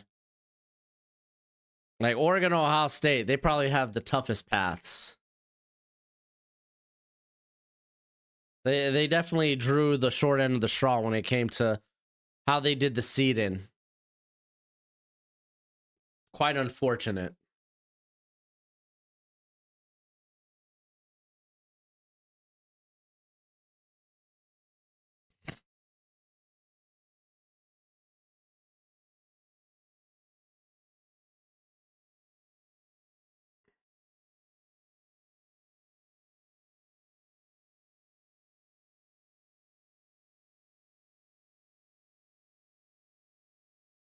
Did Ohio State score over 100 points in 2 games now?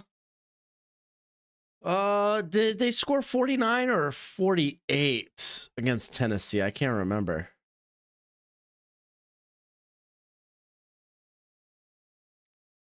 No, they scored 42. So they've scored 93 in the last 2 games.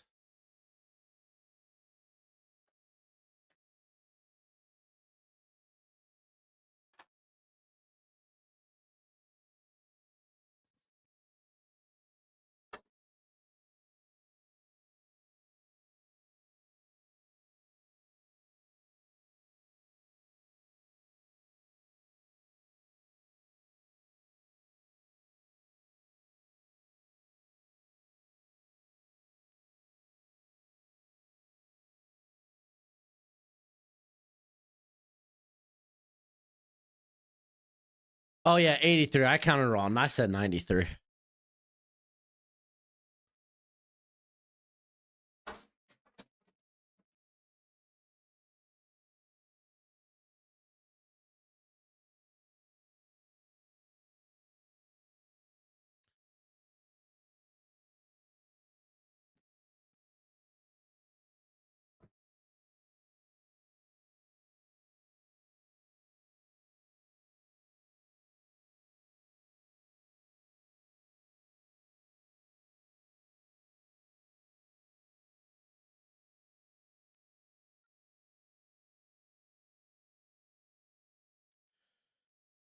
Ohio State wouldn't even have made it to the playoffs with the old format, but just destroyed the 1 seed. Yep. Well, that's the parity in college football this year. Dylan Gabriel rolling out, picking up 5. I mean, this was truly like a year where it felt like anybody could beat anybody. All right, Gabriel stepping back, gets it out quick to is that Flo? Number 14.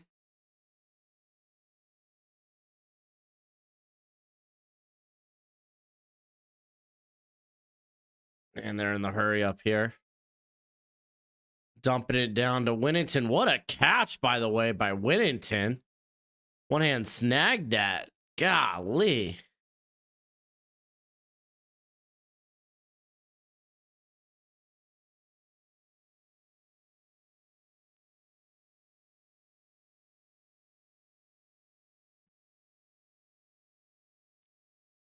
Timeout? No, they're going to look at the catch. Never mind. They're going to review it. Just rolling my eyes. Really going to take that away from Oregon at this juncture. 5 minutes left, down 20. What are they going to Reggie Miller this sucker?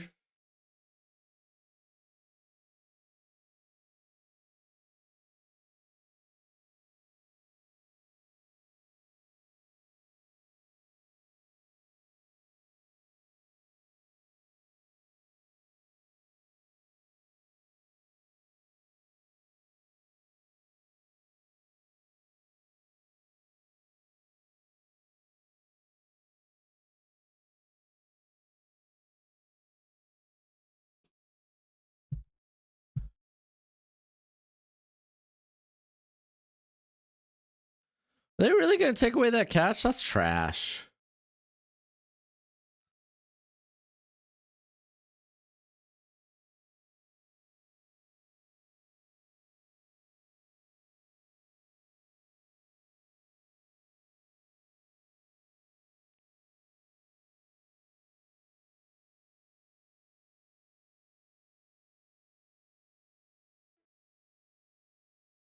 There we go. It stands. It's a catch.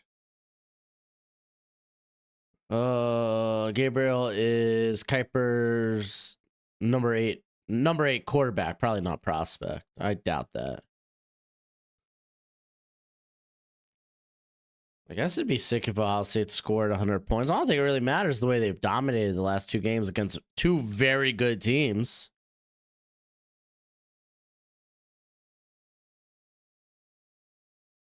And Gabriel going deep to nobody.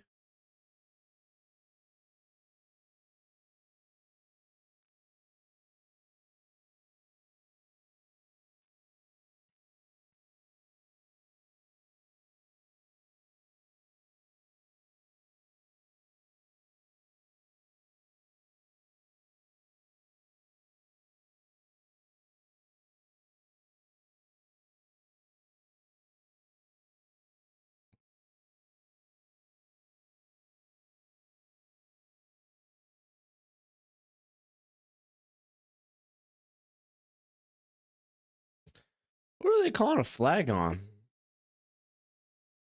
False start? They call it intentional grounding? I mean, he threw it downfield. He had a guy. I don't know. You got Texas versus Georgia in the Natty? I don't see this Texas team being able to get by Ohio State the way that they're playing. Looks like they're only bringing 3. And still, JT gets some pressure. But here comes Simon, who was spying. Cody Simon's been like a consistent QB spy this game.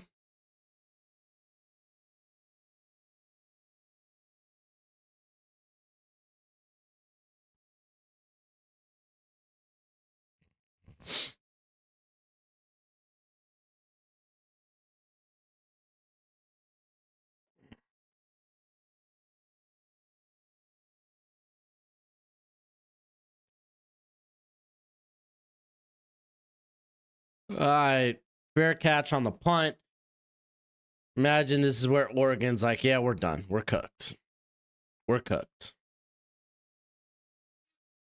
And I wonder if they're just going to let Ohio State run out the clock.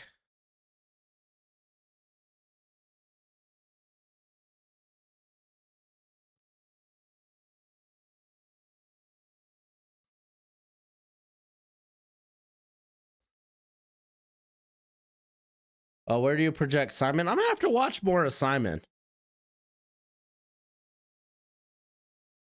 I don't know his background. I don't know. I didn't know he had an injury history. I haven't done an eval on him, so I couldn't really tell you about Simon. But I've heard good things about him as like mid to late day 3.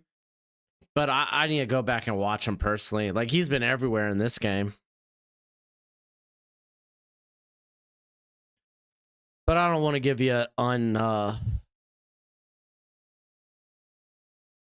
uninformed opinion. I try not to do that. I try not to talk about guys I haven't really watched a great deal of.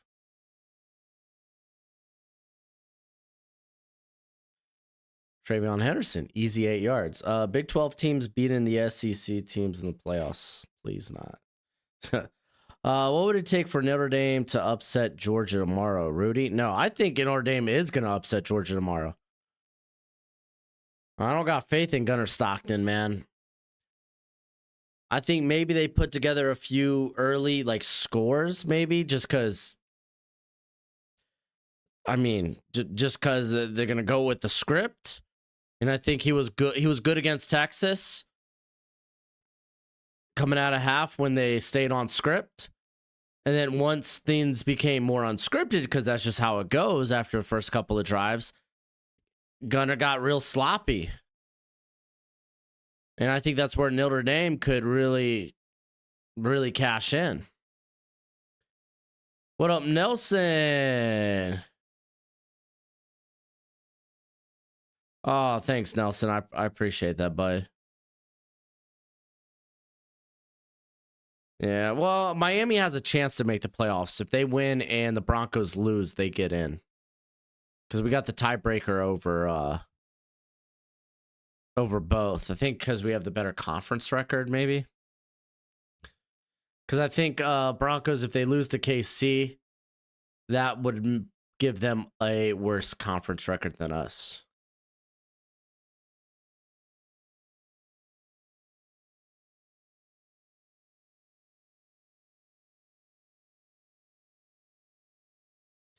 And there we go. 2-minute timeout.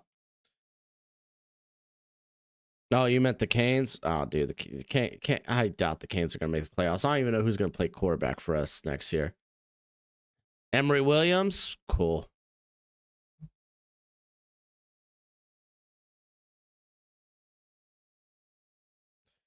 The Bills rather play the Broncos or Cincinnati over Miami, I feel. I think they'd rather play the Dolphins, or I think they'd rather play the Dolphins over the Bengals. I think the Bengals are the team you don't want to face if they make it in.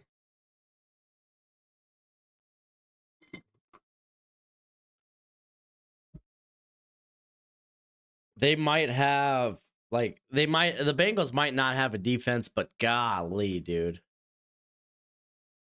Offensively, man, they are tough to stop.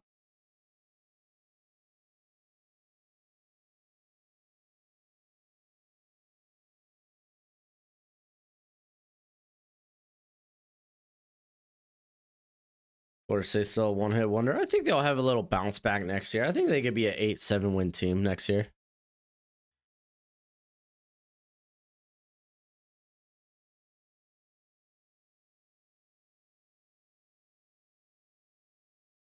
Dude, if I was a playoff team, I'd rather see the Steelers than the Bengals.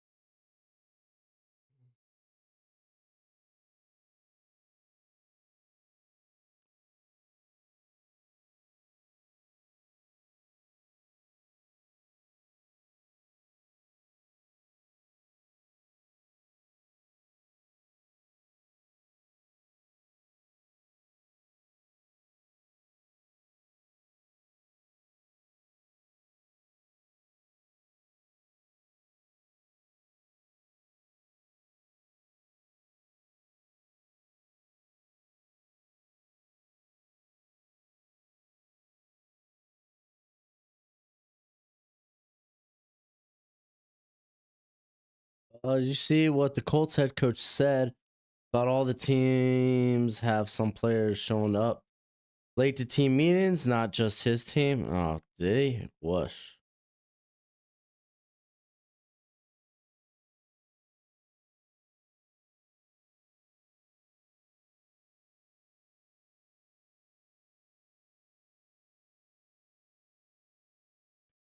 Yeah. Oh, best believe I'm rooting hard for Carson Wentz. Best believe. Did they just take a delay a game? Guess it's kind of relevant.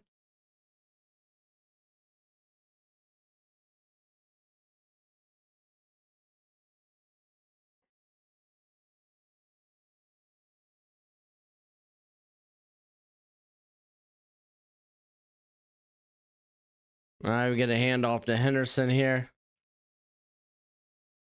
Goes for like a negative 3-yard gain, but again, we're just trying to tick that clock down. I will take the Broncos over the Dolphins for that last spot.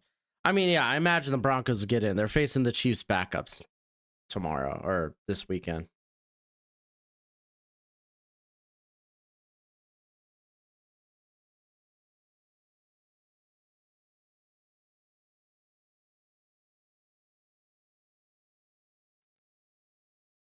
All right. 3rd and 16. Probably going to get another handoff here, which we do.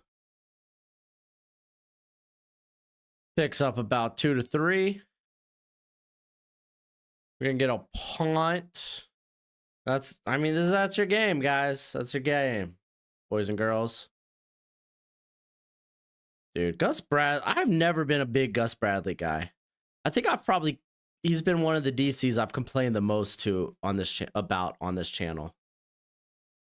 That I just feel like he's a very mediocre defensive coordinator at this juncture.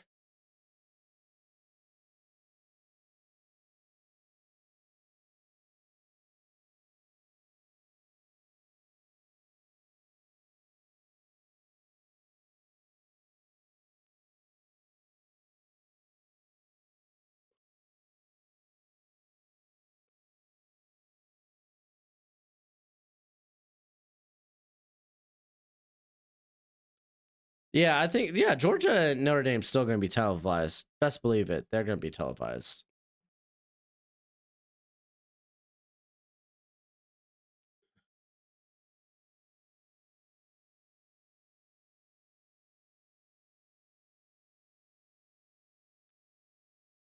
I think it's set up for the same time tomorrow. So what? 8:30 my time or your time? 8:30 East Coast. And then that's going to be 6:30 Arizona time. Brandon Staley 1 year with the Niners. This year absolutely tore them to pieces. No kidding, right? To be fair, injuries have played a big part in the Niners' downfall this year. Is it 4 p.m.? So 6 p.m. my time?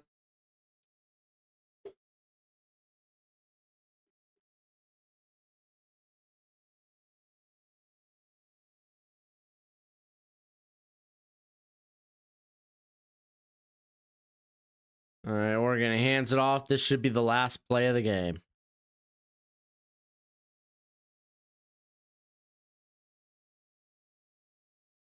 Oh, man. What a performance today by Ohio State.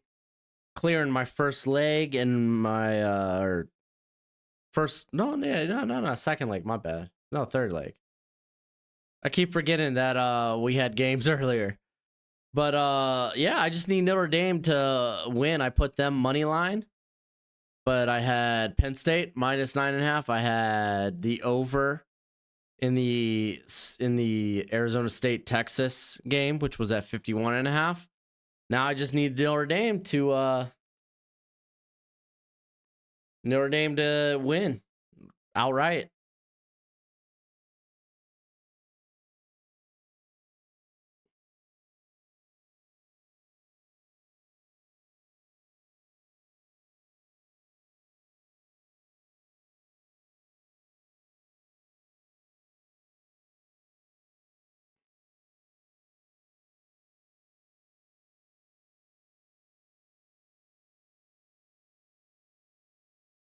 All right. But hey, thanks for hanging out with me. Probably should have done the Texas Arizona State game, but hey, we began the stream with that, talking about the overtime game, watching it to its finish. So we got somewhat of a good game early in the stream. This one got away from the Ducks pretty early, unfortunately, but it is what it is. But thanks for hanging out with me. I will have content out for y'all tomorrow.